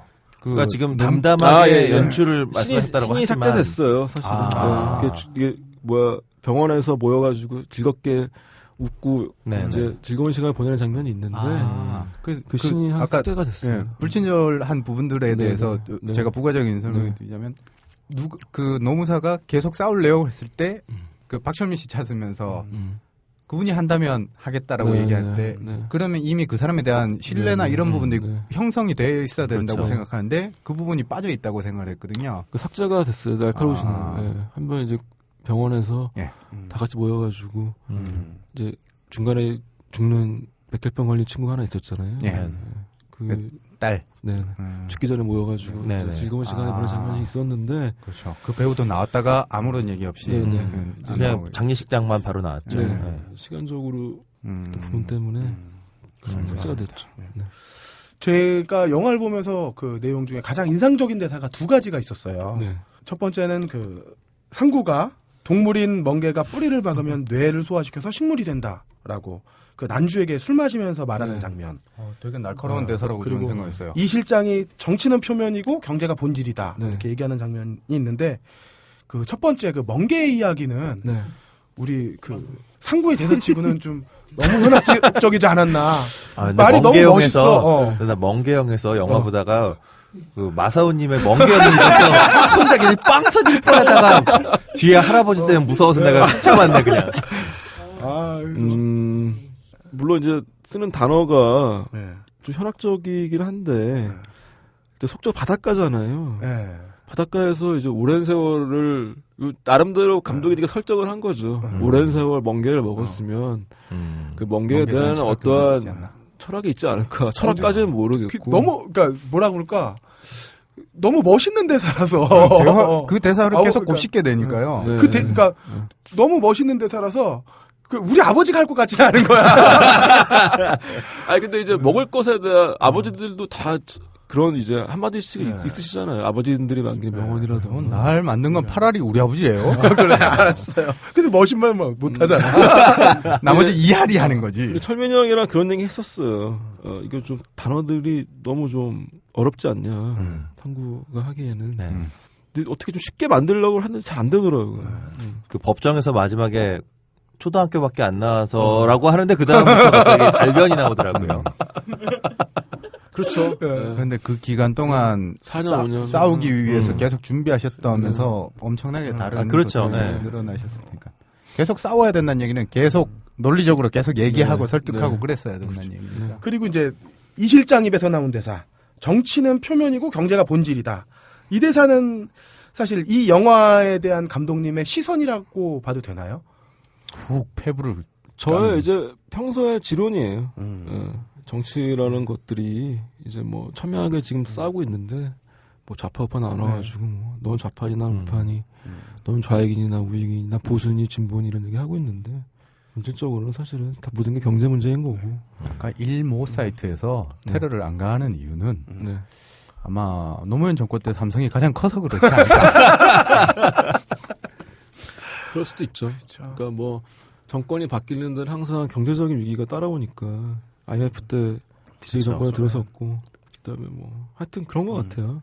지금 사연 특히 그렇고. 제가 재밌었던 지점, 그러니까 이 영화에서 딱 한 번 웃기는 장면이 나와요. 왜 남편이요? 나한 세 번 정도 웃은 것 같은데? 남편이 죽어서 삼성에 일하다가 죽어가지고 이 여자가 막 욕을 하잖아요. 저 난주를 찾아와가지고 막 욕을 하다가 그럼 지금 뭐 하세요? 그러니까 어린이집 다녀요. 근데 이런 대사는 깜짝 놀랄 만큼 웃긴 대사였거든요. 근데 이 호흡이 혹시 그 잔혹한 출근하시면서 저는 김수로와 이렇게 많이 겹쳤어요. 그런 데서 호흡을 그렇진 않아요. 그렇진 않고 실제로 이제 정혜정 씨인데요. 네. 정혜정 씨가 실제로 그런 상황이세요. 남편을 잃으시고 어린이집에서 일하시면서 애 둘을 키우시고 계세요. 근데 그분은 정말 평범하신 분인데, 근데 그분도 이제 삼성반도체에서 일을 하셨죠. 네, 10년간 일을 하셨다고. 네. 근데 이제 법정이나 아니면 회사 앞에 가면은 만약에 양복 입은 그쪽 회사 사람이 나타나면 그대로 욕이 날라가요. 법정이고 어디 가리지 않으세요. 팩트네요. 네.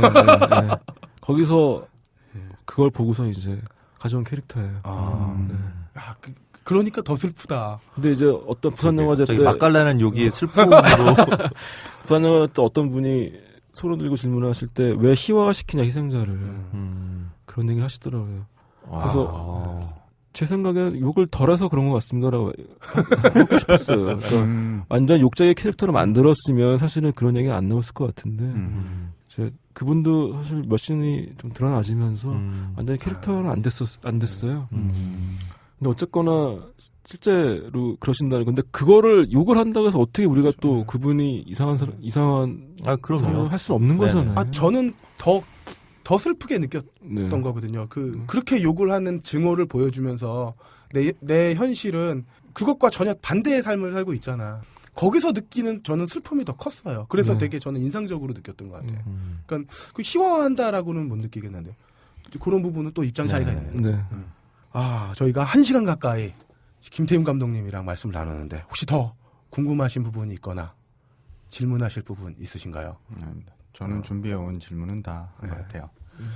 뭐 전 딴딴히 얘기하다 또 뭐 궁금한 거 여쭤보면 되고. 자, 우리가 또 하나의 약속이라는 걸 2014년도에 만났어요. 반드시 필요한 영화라고 생각을 하고 여러분들도 이 필요하다는 느낌이 있으니까 이렇게 지지를 해주시는 거겠죠. 이 자리를 만들 수 있게 힘써주신 김태훈 감독님 감사드리고요. 마지막으로 하실 말씀 있으시면 한마디 시간을 드리겠습니다. 저 끝난 건가요? 아니요. 계속 남아 계셔야 되는데. 어딜 가세요? 요 코너. 네. 요 첫 번째 코너가 마무리입니다. 영화를 둘러싼 논란이 많은데 개인적으로 저희가 이제 무슨 노이즈 마케팅이냐부터 시작해가지고 이게 무슨 뭐 정권 문제 나오고 이제 뭐 정치적인 해석들이 좀 가해지면서 이러저런 얘기가 많이 나오고 있더라고요. 근데 이 영화는 되게 심플한 영화예요. 월급장이 셀러리맨 봉투에서 사대보험이 돈이 나가잖아요.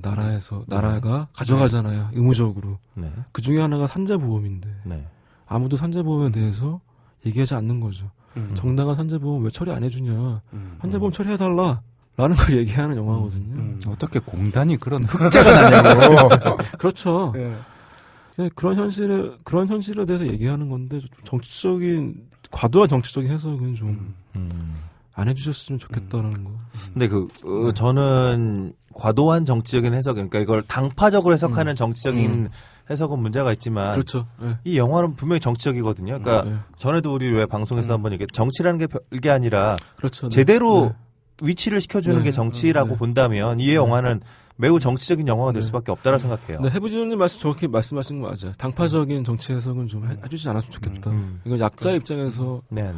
공단이 흑자 나는 걸 노무사가 왜 이렇게 되냐 이런 걸 캐내는 게 아니라 국회의원이 그걸 캐내고 있어야 되는 거지. 사실은 기업보다는 국가 시스템의 문제인 거예요. 대기업이 폭주를 하게 되면은 당연히 관리 감독을 하고. 그렇죠. 국민들 편에 서가지고 국민들의 최소한 안전장치를 만들어줘야 되는데 직무유기인 거잖아요. 그렇죠. 완벽한 직무유기죠. 그걸 공단뿐만 아니라 국회의원도 마찬가지고 뭐 유정자들도 마찬가지인 것 같아요.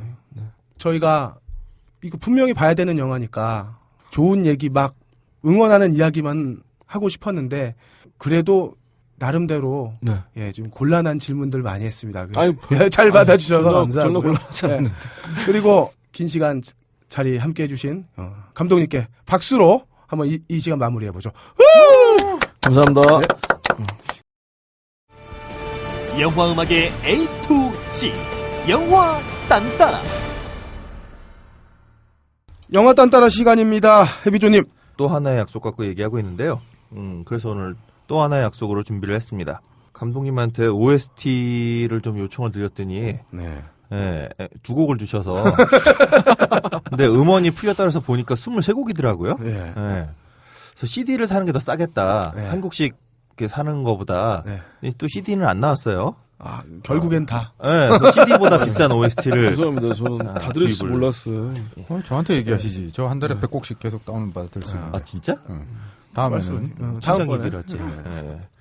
아니 뭐 웬만하면 다 사요. 작년에 내가 그래서 무지하게 얘기했잖아요. 600. 그건 참 산 게 아니구나. 어둠의 경로로 얻은 거구나. 네. 그래서 저는 사실 영화를 오늘 봤어요. 오늘 녹음하는. 네. 그러니까 OST를 훨씬 먼저 들은 거죠. 개인적으로 시간이 좀 오늘밖에 안 돼서 영화를 오늘 보기 전에 음악을 들으니까 음악을 먼저 들어놓고선 영화를 보니까 준비하기는 참 편하더라고요. 네. 평소에는 영화를 보면서 이거 어떻게 되지 막 특히 저번에 변호인 이런 거 할 때 네. 남들은 영화를 보고 있는데 나는 영화를 보면서 네. 음원이 아직 안 나온 상태라 네, 네. 아이고 음악을 막 이러면서 보느라 되게 힘들었는데 이번은 음악을 먼저 듣고 해서 뭐 재밌게 영화에도 집중하고 또 그러면서 이 노래가 이렇게 쓰였구나 좀 확인할 수 있어서 되게 좋았습니다. 뭐 영화는 아까도 계속 얘기했던 것처럼 행복하던 가정에 갑작스런 슬픔이 오고 또 힘겹고 눈물겨운 세월을 지나서 그러다 또 좌절하기도 하고 하지만 추스려서 다시 일어서는 그리고 결국은 어쨌든 한 케이스였지만 전체 법정에서 다 이긴 건 아니었잖아요. 근데 그렇죠. 어쨌든 한 케이스라도 작은 승리가 일어나면서 이제 기승전결로 가는 이런 구성을 가지고 있어요. 그리고 아까도 뭐 제가 말씀드렸던 것처럼 저는 개인적으로 이제 이 영화에서 계속 눈물 지어지는 부분이 어느 정도 공감할 수밖에 없는 게 하나 있는 거죠. 이건 뭐 누가 봐도 삼성이라고 하는 진짜 뭐 그 책을 우리가 진실인지는 모르지만 진짜 뭐 김영철 변호사 이런 책들을 보면 이건 뭐 완전히 대한민국을 다 그냥 좌지우지하고 있는 이런 회사고 또 그러할 것이라고 우리 스스로도 그러니까 이게 아까 그 감독님도 뭐 자기 검열이 무서운 거라고 했는데 정말 우리가 스스로 그렇게 느끼고 있잖아요. 저 회사는 우리의 삶을 좌지우지하고 있을 거다. 아마 많은 정치인들도 진짜 S기업한테 돈 봉투 안 받은 분들도 아마 스스로도 좌지우지 되고 있다고 느끼고 있을 거고 그러한 거대한 회사를 상대로 싸우려고 하는 사람들에게 당연히 뭐 눈물겨운 투쟁이 될 수밖에 없을 거라는 생각은 들어요.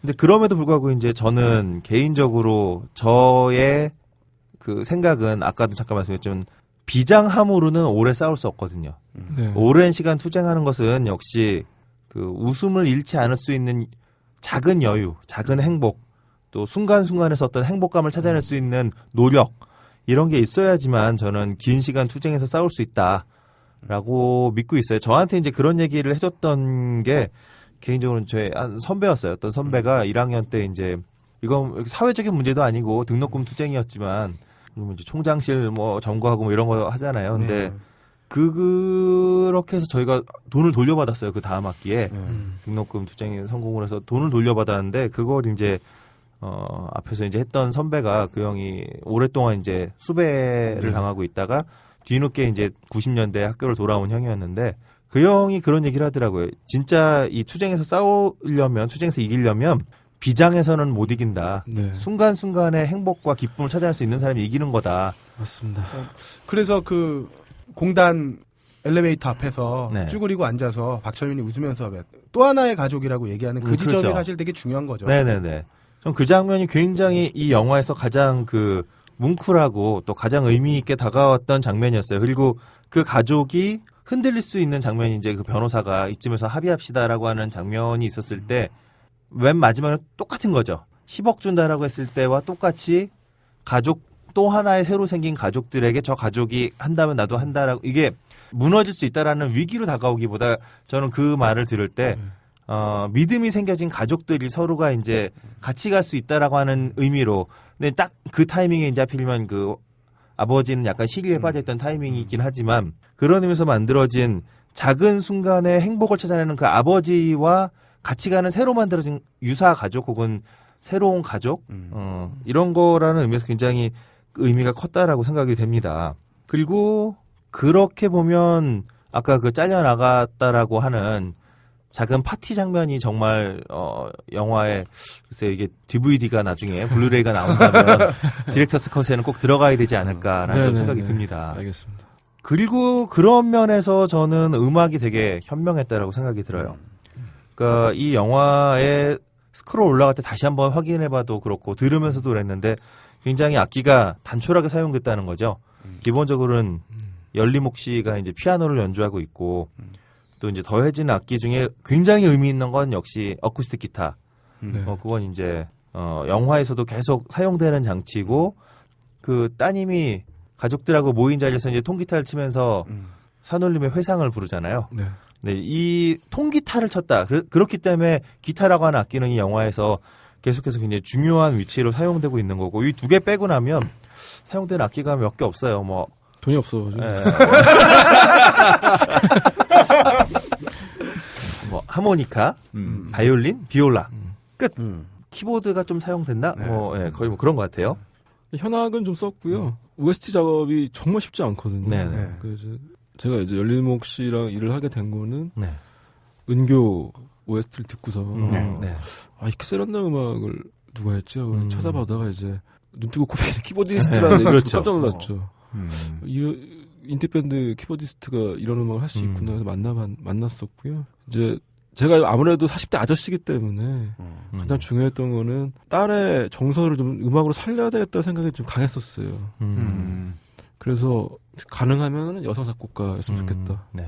그래서 이 영화 제가 불어넣을 수 없는 지점들을 이제 음악으로 좀 메꿀 수 있는 정서가 있었으면 좋겠다라고 해서 이제 열린목 씨를 만났었고 네.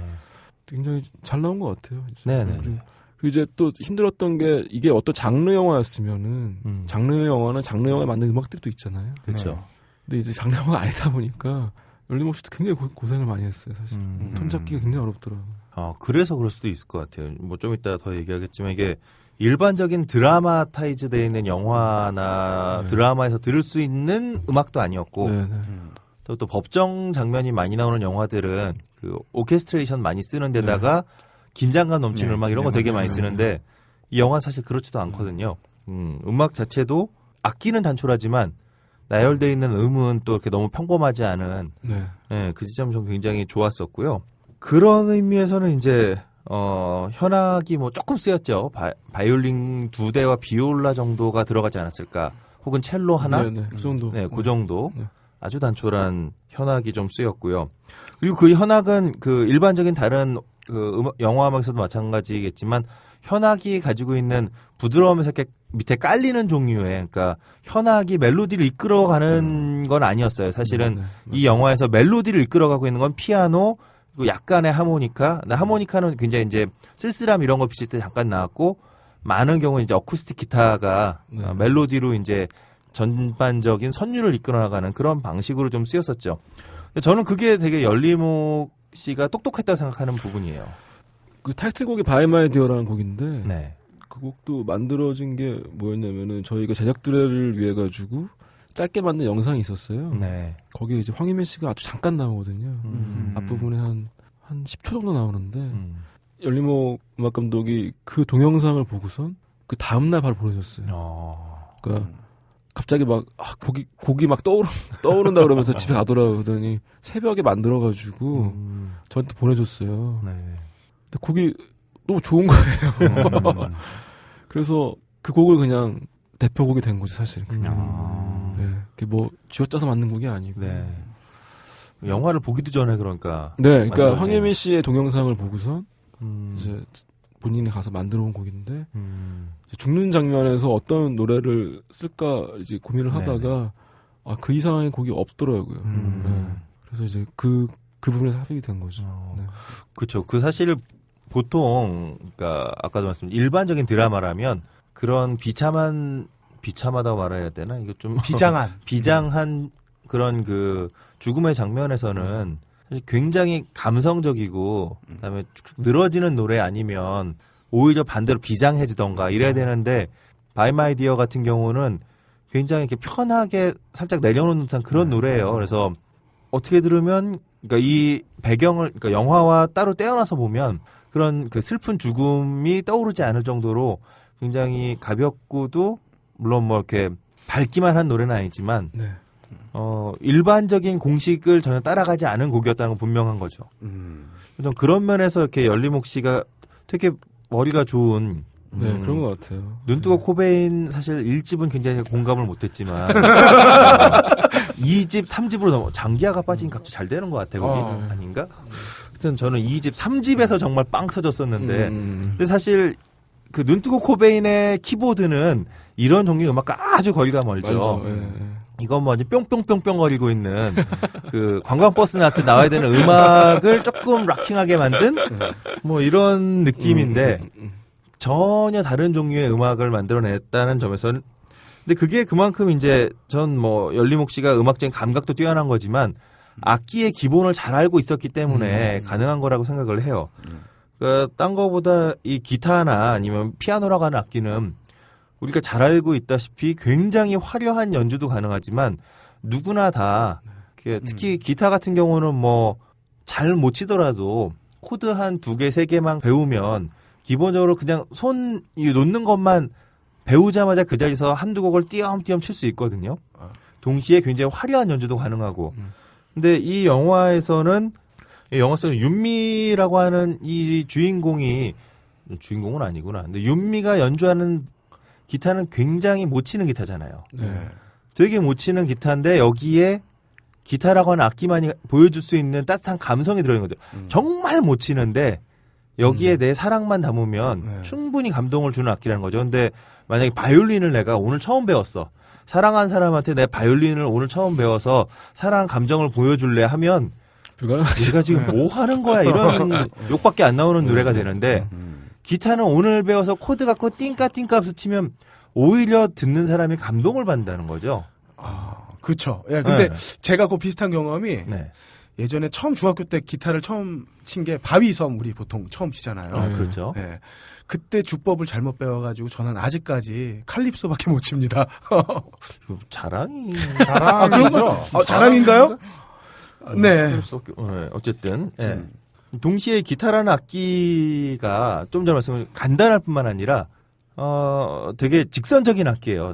전에도 한번 말씀드렸지만 현악에서도 바이올린이나 비올라 같은 이런 활을 사용하는 악기랑 다르게 기타는 줄을 뜯는다는 거죠.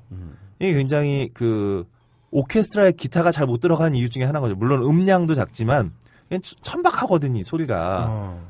물론 뭐 기타를 사랑하는 많은 분들이 뭐 기타가 왜 천박하냐 하는데 기타라고 하는 악기는 뭐 플라멩코도 그렇고 이 기타가 잘 나가는 동네 보면 영진공 같은 곳이에요. 좀 쌍스러워. 도맹그 문호. 네.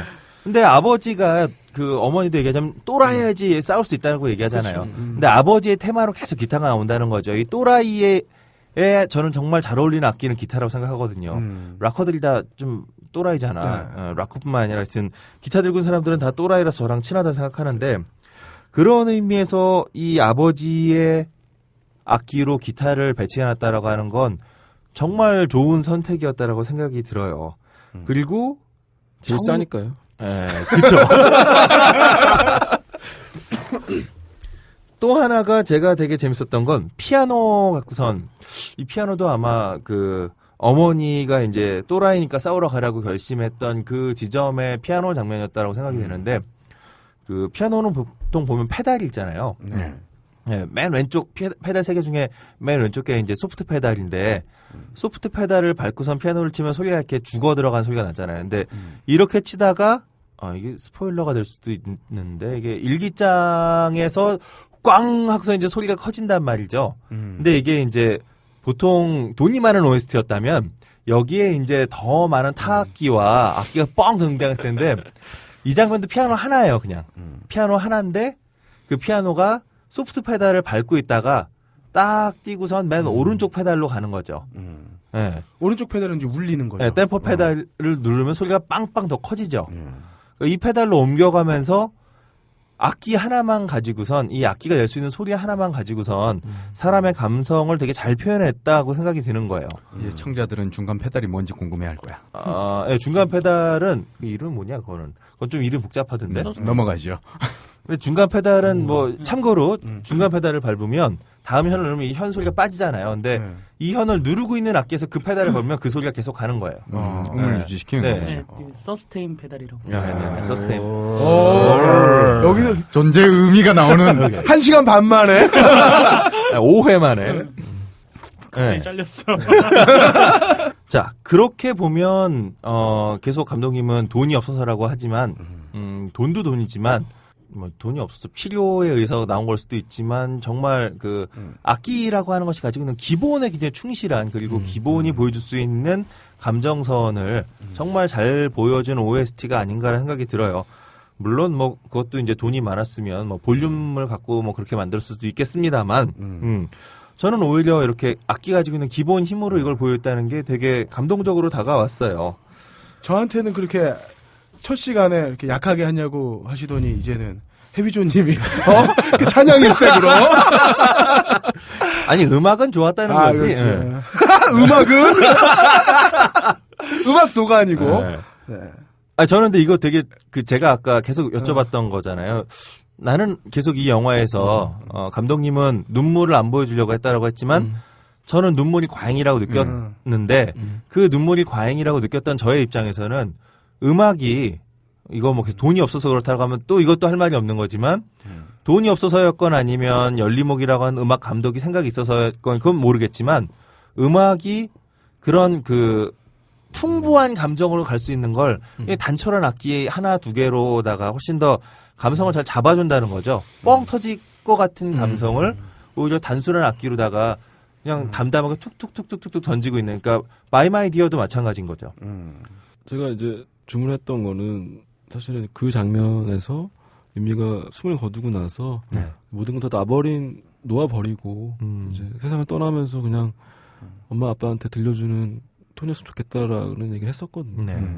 어쨌거나 뭐 작곡이 그렇게 돼가지고 그 장면이랑 잘 어울렸던 것 같아요. 그 장면들이. 아, 근데 이렇게 얘기를 하다 보니까 아까 그 감독님이 연기 몇 점, 연출 몇 점으로 이 얘기를 음악 몇 점으로 영화에 대한 메커니즘을 몰라서 이거 아닙니다. 이 얘기 나오는 거 아닌가? 그리고 되게 잘 맞았던 장면이었다고도 생각을 하는 게 이제 아버지의 뒷모습을 고정된 샷으로 뒷모습을 조용히 보여주고 있잖아요. 그걸 다가가서 같이 감정을 이입시키지 않고 한 발 떨어져서 보고 엄마도 택시 안에 있는 장면을 한 발 떨어져서 그냥 담담하게 비추고 있다고. 그러니까 그런 부분에 있어서 진짜 그거는 울어라고 화면이 얘기하는 게 아니라 담담하게 떨어져서 봐주고 있는 그 장면이 사람을 더 이렇게 짓누르는 감정을 표현했다고 생각을 해요. 네, 그 얘기를 듣고 보니까 이 영화에는 투샷도 그렇고 네. 이런 샷들이 나올 때 보통 이제 바스샷으로 많이 따는데 이 영화는 좀 샷들이 좀 널널한 느낌이 좀 있네요. 지금 그 얘기를 듣다 떠오른 건데. 그렇죠. 아무래도 이제 카메라가 인물에 다가갈수록 감정이 들어가는 거니까. 네네. 전체적인 기조는 어떤 감정 과잉 상태가 아니었으면 좋겠다라는 기조였고 찬현 감독님도 이제 그런 의미에서 그렇게 샷들을 잡았던 거고 열린 음악 감독도 직접적인 감정이라는 표현이 촌스러운 것 같다. 한번 더 걸러서 표현할 수 있으면 해보자라는 것들이었죠. 네. 그러니까 사실 이제 감독 입장에서 보면은 그럴 때 왜 카메라 앵글을 갖고 기교를 부리고 싶어하는 욕심들이 생기잖아요. 네네네. 그런 부분도 절제를 참 잘하셨던 것 같아요. 그래서 뭐 어떤 분들은 게으른 연출이다 뭐 이런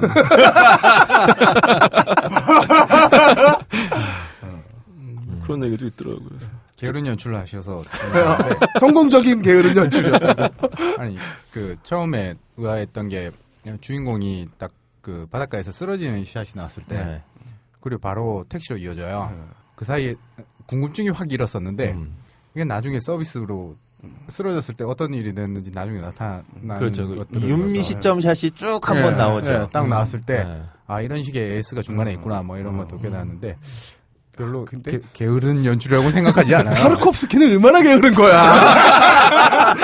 아우 좋은 지적이네. 게으름 빠져가지고 밥도 좀 나누고 그래야지. 굳이 너무 길어. 밥도 안 떠먹을 것 같아. 그 감독은. 집이 하나 다 태워야 집 같은 거는 한 채 정도 다 태워줘야 뭐 롱샷이라고 할 수 있는 거죠. 그렇죠. 네, 그런 의미에서 저는 이 영화에 열리목씨 아까 뭐 눈뜨고 코베인 얘기도 했지만 올라갈 때 나잠수 이름이 나서 참 굉장히 반가웠습니다.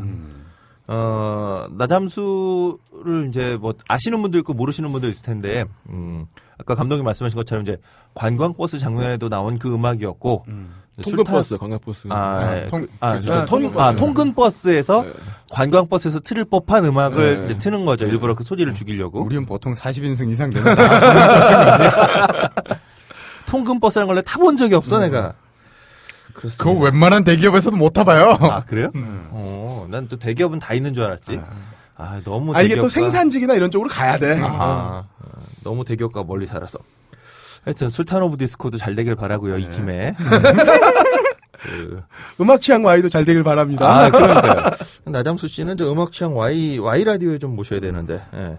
김에 자유육식연맹도 좀 잘 됐으면 좋겠고요. 아, 이번에 우리 변드보 덕분에 빵 떴죠. 떴죠. 그 피해의식이라고 하는 밴드의 이제 보컬이 크로커다일인데 그 피해의식의 매직 핑거라고 하는 첫 번째 앨범을 프로듀싱하고 녹음한 게 또 나잠수예요. 김에. 예.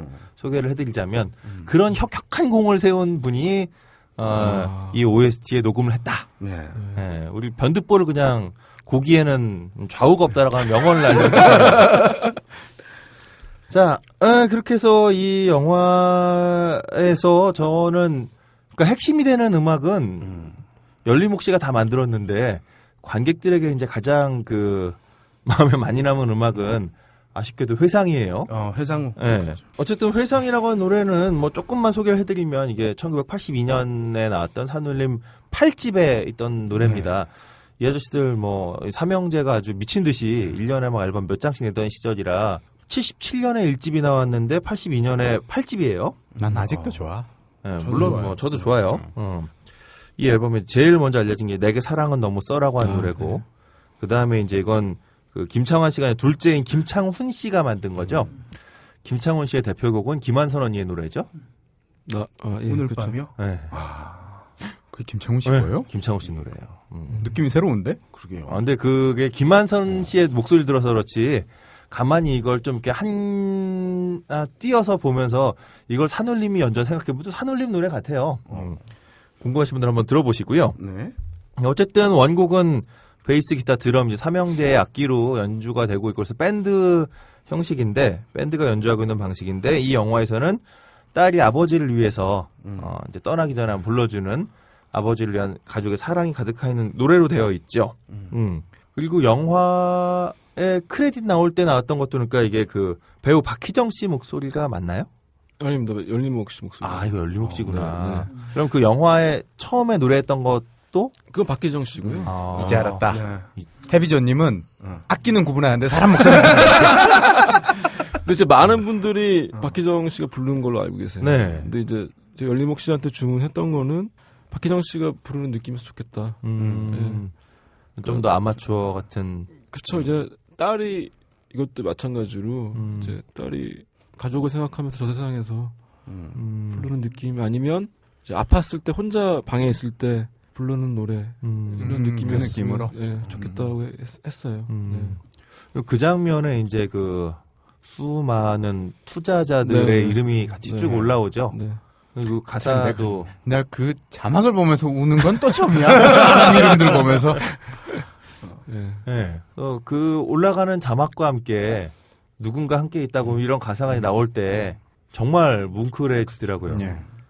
이 곡을 택한 이유는 있었어요. 그러니까 이제 가족들과 같이 이제 즐거운 시간을 보낸 한때가 있었으면 좋겠고 딸이 직접 노래를 불러주는 거였으면 좋겠다. 근데 곡을 무슨 곡을 할까 이제 고민을 하다가 일단 아버지가 좋아하는 노래여야 되니 옛날 노래여야 될 것 같고 가족이랑 같이 부를 때는 굉장히 즐겁게 부를 수 있는 노래, 쉽고 단순한 노래, 기타를 쳐야 되니까 였으면 좋겠는데 나중에 생각해 보니 되게 슬픈 노래였으면 좋겠다. 라고 해서 고른 게 이제 이 곡이었던 거죠. 네. 나중에 가사말을 음미해 보면 그렇죠. 정말 적절한. 그 아버님의 연세가 실제 아버님은 연세가 지금 어떻게 되시나요? 이제 55, 6 되셨죠. 아직 환갑이 안 되셨는데 네. 실제 제가 언론에 노출된 사진을 봤을 때는 참 많이 고생하신 것처럼. 그렇죠. 안타까워. 네. 그러니까 사실 저는 약간 이제 여기서 그런 그 사진이나 이런 것들을 봤을 때 한 이제 60대 후반 이렇게 생각을 하면서 그렇죠. 산울림 노래를 아빠가 좋아한다라고 하기에는 그렇죠. 네. 너무 젊은 노래가 아닌가 그 나이 또래라고 하면 근데 그렇지도 않네요. 네, 근데 이제 아버님의 실제 나이를 듣고 보니까 오히려 회상 같은 80년대 초반의 그 음악을 자연스럽게 그냥 젊은 나이에 들을 법한 그런 연배시군요. 박철민 배우가 이제 그 연배처럼 느껴지니까. 네네. 하여튼 참 이 영화에서 정말 저는 회상이란 노래는 원래 버전도 되게 좋긴 한데 모르겠어요. 영화 덕분에 그런 건지 모르겠는데 영화 열리목 씨 목소리로 들렸던 그 버전이 지금까지 뭐 회상을 몇 가지 버전인지 모르겠는데 제가 아는 이제 밴드들도 라이브에서 뭐 많이 이제 커버를 하는데 홍대에 있는 밴드들도 가끔 그런 어떤 버전보다도 가장 이렇게 울림이 크게 다가왔던 버전인 것 같아요. 그래서 혹시 관심 있으신 분들은 좀 회상 다른 거 말고 또 하나의 약속 OST에 회상 뭐 얼마 안 합니다. 하나 다운 받으셔서 들어보시면 참 좋을 것 같아요. 아니 모르겠어요. 저는 1분 듣기밖에 안 되더라고요. 그거 다운 안 하면. 일단 극장 가서 끝까지 보시면 나와요. 네. 아니 음악은 가져야 맛이라. 소유욕의 본능. 그러니까 음악은 그래서 여자친구들도 그렇게 많고. 이런 거 이제 잘못된 정보고요, 여러분. 다 들으시면서 잊으시면 되고요. Y라디오 많이 들어주시면 되고요.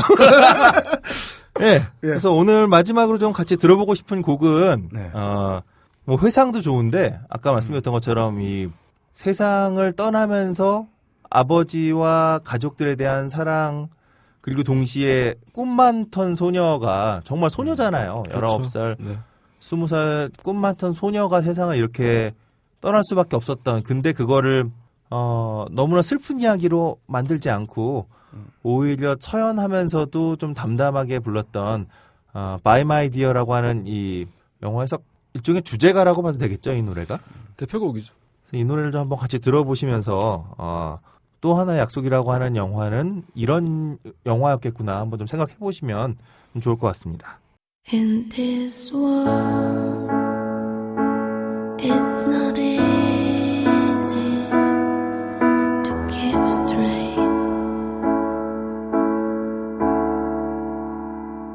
In this world, it's not easy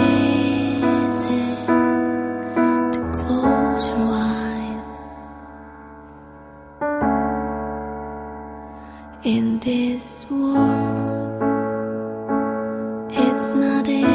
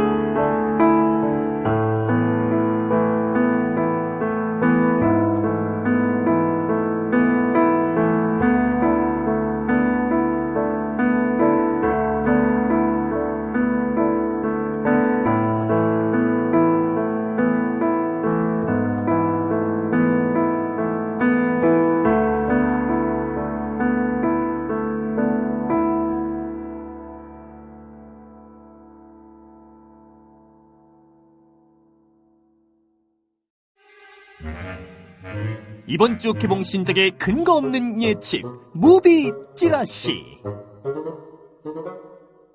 무비 찌라시 시간입니다. 함장님. 1시간 반 동안 또 하나의 약속을 이야기했기 때문에 지난주 제가 권해드렸죠. 영화 보시라고.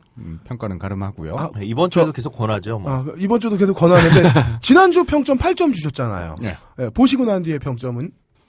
감독님 앞에 계셔도 저는 그대로 드리겠습니다. 보고 나서 평점은 똑같죠. 기대치인데. 네.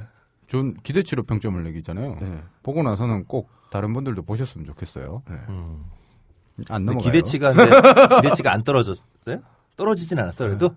네. 왜냐하면 얘기하셨던 것처럼 예상보다 많이 울게 만든 부분이 있어요.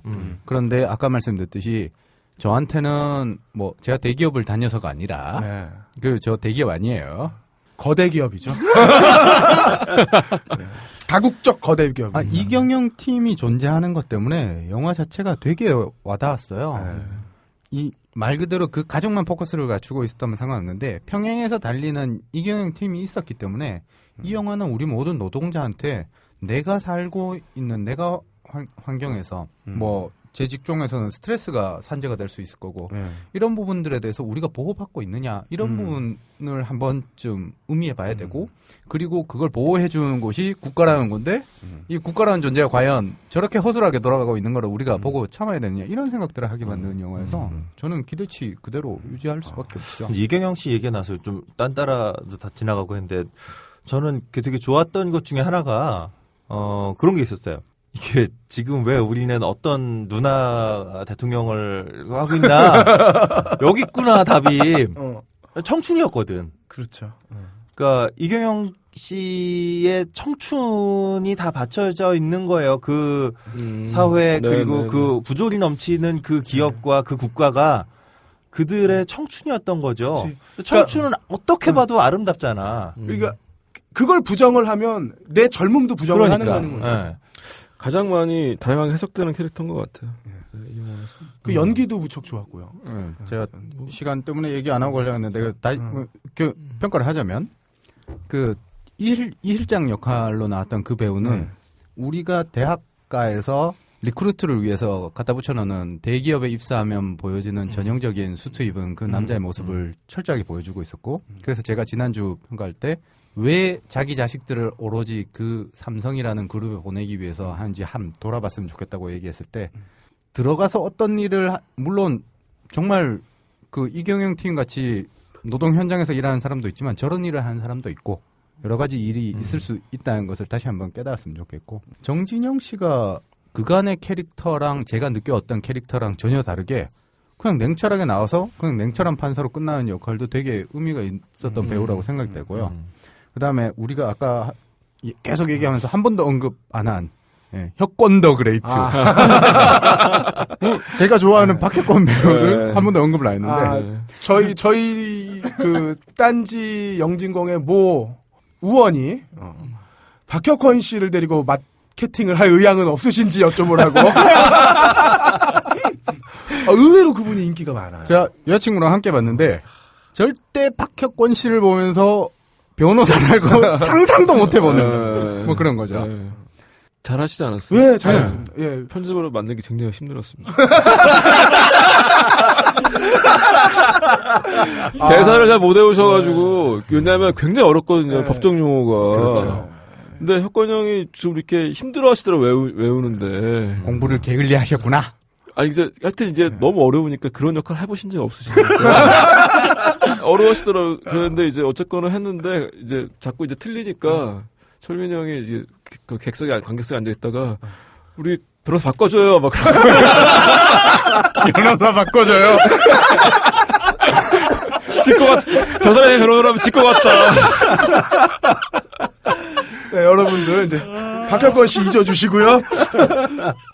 자, 캐스트 하시는 분들은 앞으로 박혁권 씨는 좀 아니요. 어쨌건 근데 편집을 제가 굉장히 신경 써가지고 법조계 쪽은 좀 빼주시고. 그래서 다시 한번 확인되는 배우의 연기 몇 점, 연출 몇 점은 다 구하다. 모든 것은 감독의 힘이다. 보시면 굉장히 유능한 사람처럼 보일. 아니야, 노무사가 다 챙겨줬어. 자, 진행해 주시죠, 다시. 예, 그렇기 때문에 계속 극장에 오래 걸릴 수 있도록 하게 입소문 내서 봐주시면 좋겠고요. 자, 다음 주 영화는 3편을 뽑아봤습니다. 다음 주가 아니네요. 이번 주 개봉 영화네요. 자, 첫 번째, 로보캅입니다. 예, 걱정입니다. 아, 걱정이 매우 큽니다. 감독은 브라질 사람인데 지난번에 새해 영화 소개시켜드릴 때 했을 것 같아요. 조셉 파디아라고 엘리트 스쿼드라는 액션 영화가 있어요. 1편, 2편 감독한 사람입니다. 엘리트 스쿼드를 봤을 때 이 감독은 기대치를 3점을 드리고요. 예, 높네요. 예. 지난번에 소개해드렸는데 안 보셨어요? 엘리트 스쿼드는 꼭 보세요. 재밌어요. 예. 배우는 로보캅, 즉 알렉스 머피 역할의 조엘 키나만이라고 뭐 이지먼이라는 스웨덴 영화 시리즈 주연을 맡았는데 제가 본 적은 없어요.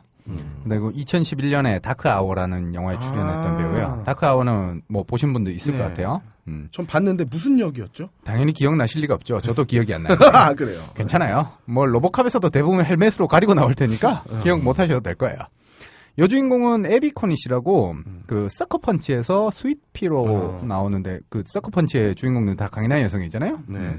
게다가 브래들리 쿠퍼가 마약 먹고 그 천재가 되는 리미트리스라는 영화에서 와이프로 나오는 배우예요. 이뻐요. 뭐 조연이 이 영화는 화려한데 일단 사무엘 잭슨 나오고 마이클 키튼 간만에 좀 보이고요. 네.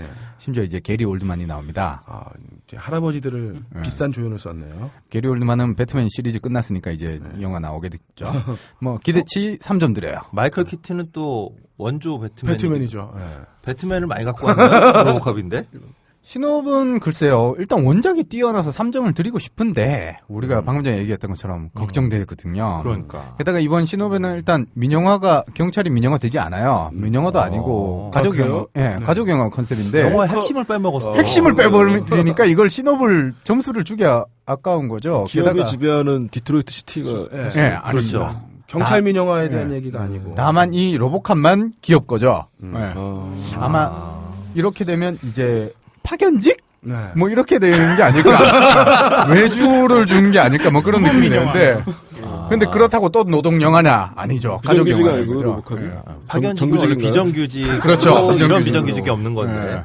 뭐 게다가 광고 떡밥을 계속 내어놓는 게 마치 예전에 ED209처럼 네. 그 로봇과 싸우는 게 마치 FPS 게임 같은 화려한 액션으로 나와요.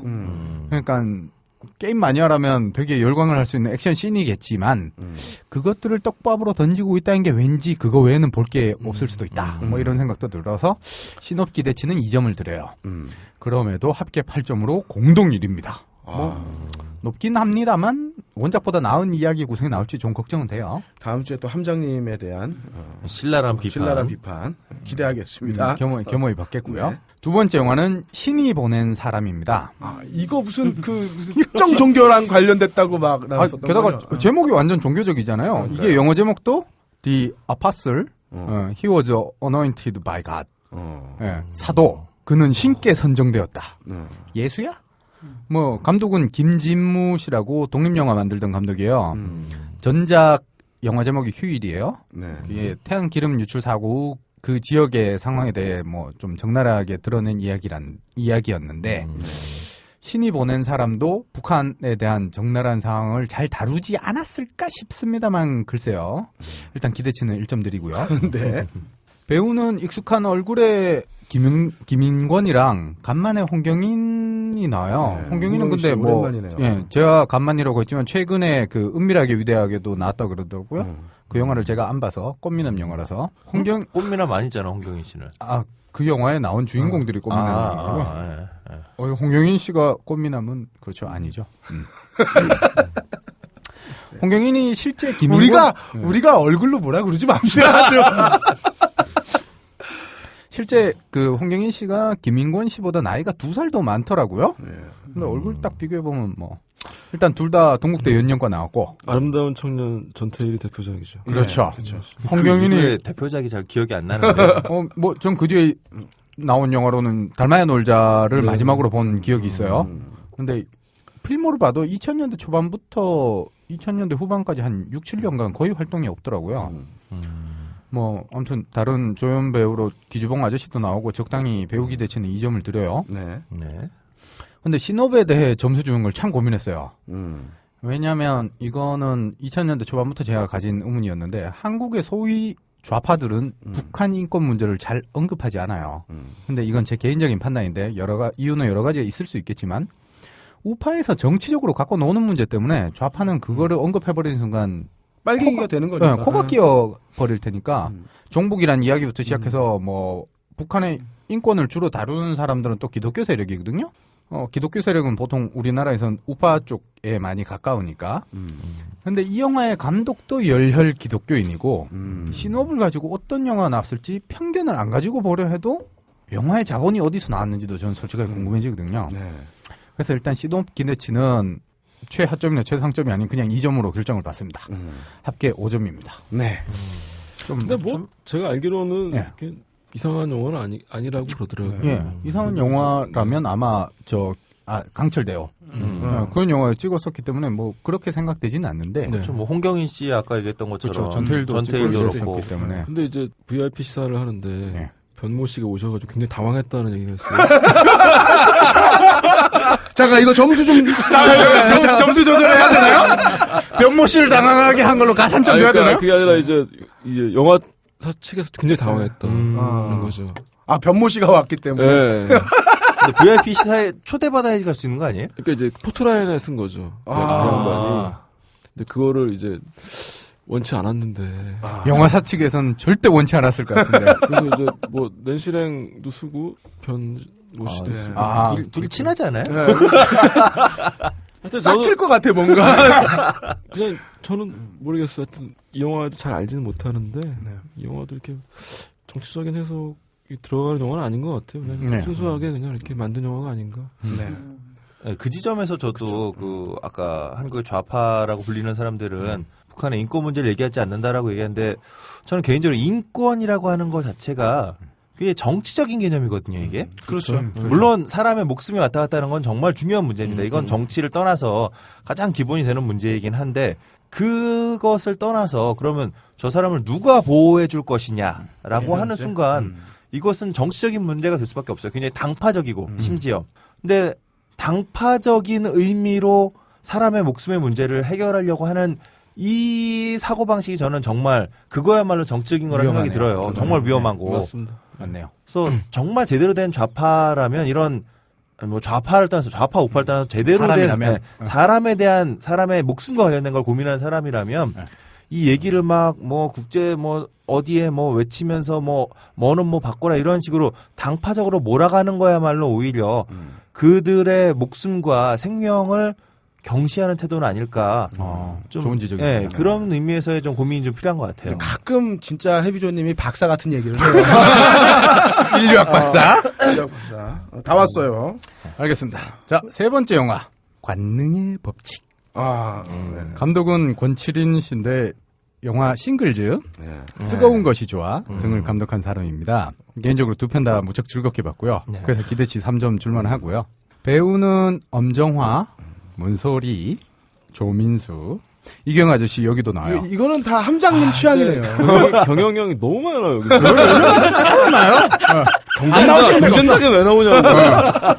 내가 경영형한테 한번 놀린 적이 있어요. 한국의 모건 프리먼 같이 모건 프리먼이 아니라 그 케빈 베이컨이 되시지 않을까. 그러니까 케빈 베이컨보다 모건 프리먼 왜 그러냐면은 잠깐 나와서 멋있는 역할만 하는 거예요. 그렇죠. 또 하나 약속에서도 잠깐 나오는데 되게 멋있게 나오고 관내의 법칙에서도 가장 멋있는 캐릭터래요. 그래서 제가 놀렸어요. 한국의 모건 프리먼이라고 좀 요즘 많이 하세요. 모건프리먼 레드에도 잠깐 나오고 가면서 멋지게 나오고 막. 항상 멘토 역할이잖아요. 네, 그렇죠. 모건 프리먼이 그런 역할 하고 계신 것 같아요. 지금 충분히. 그리고 또 제가 좋아하는 이성민 씨. 이 아저씨도 요즘 안 나온 영화가 없으셔. 연기 잘하시죠. 이성민 씨랑 이경 아저씨랑 또 제가 하반기에 기대하는 우리 군도 거기도 나오시니까. 뭐 어쨌든 그리고 권혜여 아저씨 나오고요.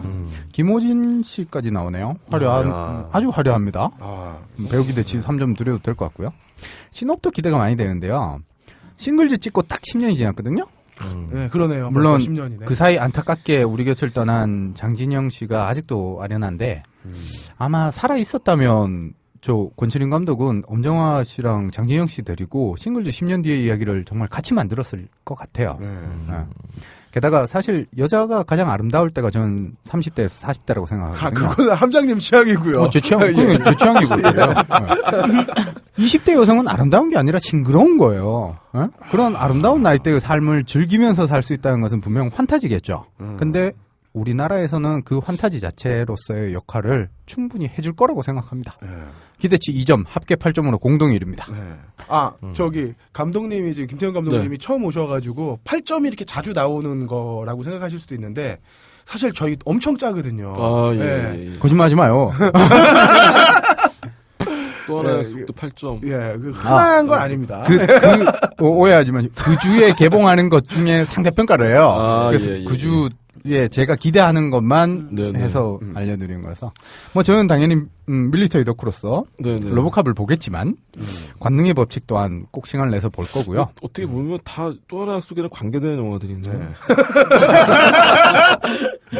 기업과 관련되고 그렇죠. 미래 이제 기업이 지배하는 사회 로보캅도 있고. 다만 이 두 영화 모두 또 하나의 약속을 위한 개봉관은 충분히 남겨주길 기대합니다. 이 두 영화로 고민되실 땐 또 하나의 약속을 보면 되겠네요. 맞습니다. 네. 좋은 얘기네요.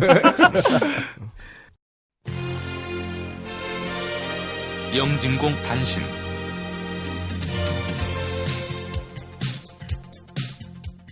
단신 소식입니다. 서울 아트 시네마에서는 여전히 시네마테크 친구들 영화제를 계속 진행하고 있으니까요. 꼭 찾아서 한번 봐주시기 바라고요. 자, 인디스페이스. 또 하나의 약속. 보기 힘드신 수도권에 계신 분들 인디스페이스 가시면 보실 수 있습니다. 거의 하루에 4편 정도씩 지속적으로 하고 있으니까요. 꼭 관람해 주시고요. 만찬. 그 독립영화 만찬이 2월 18일 화요일 오후 1시 10분에 종영을 하니까 못 보신 분들은 챙겨보시면 좋겠습니다. 딴지라디오 방송별 게시판에 후기를 남겨주시는 분들 중 매주 한 분을 선정해 무비스트가 제공하는 롯데시네마 영화관람권 2매를 보내드리고 있습니다. 또 하나의 가족을 보고 싶으나 사정이 어려운 분들 무조건 드리겠습니다. 많은 참여 바랍니다.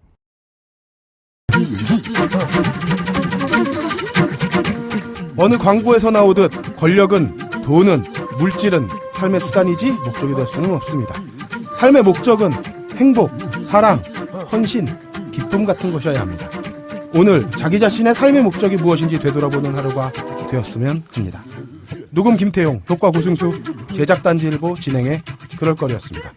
다음 주에는 10년 만에 모스코바 감독상을 받고도 개봉관을 잡지 못했던 안타까운 영화 레바논 감정의 개봉 소식과 함께 정영원 감독, 장원영 배우를 모시고 이야기 나눠보겠습니다.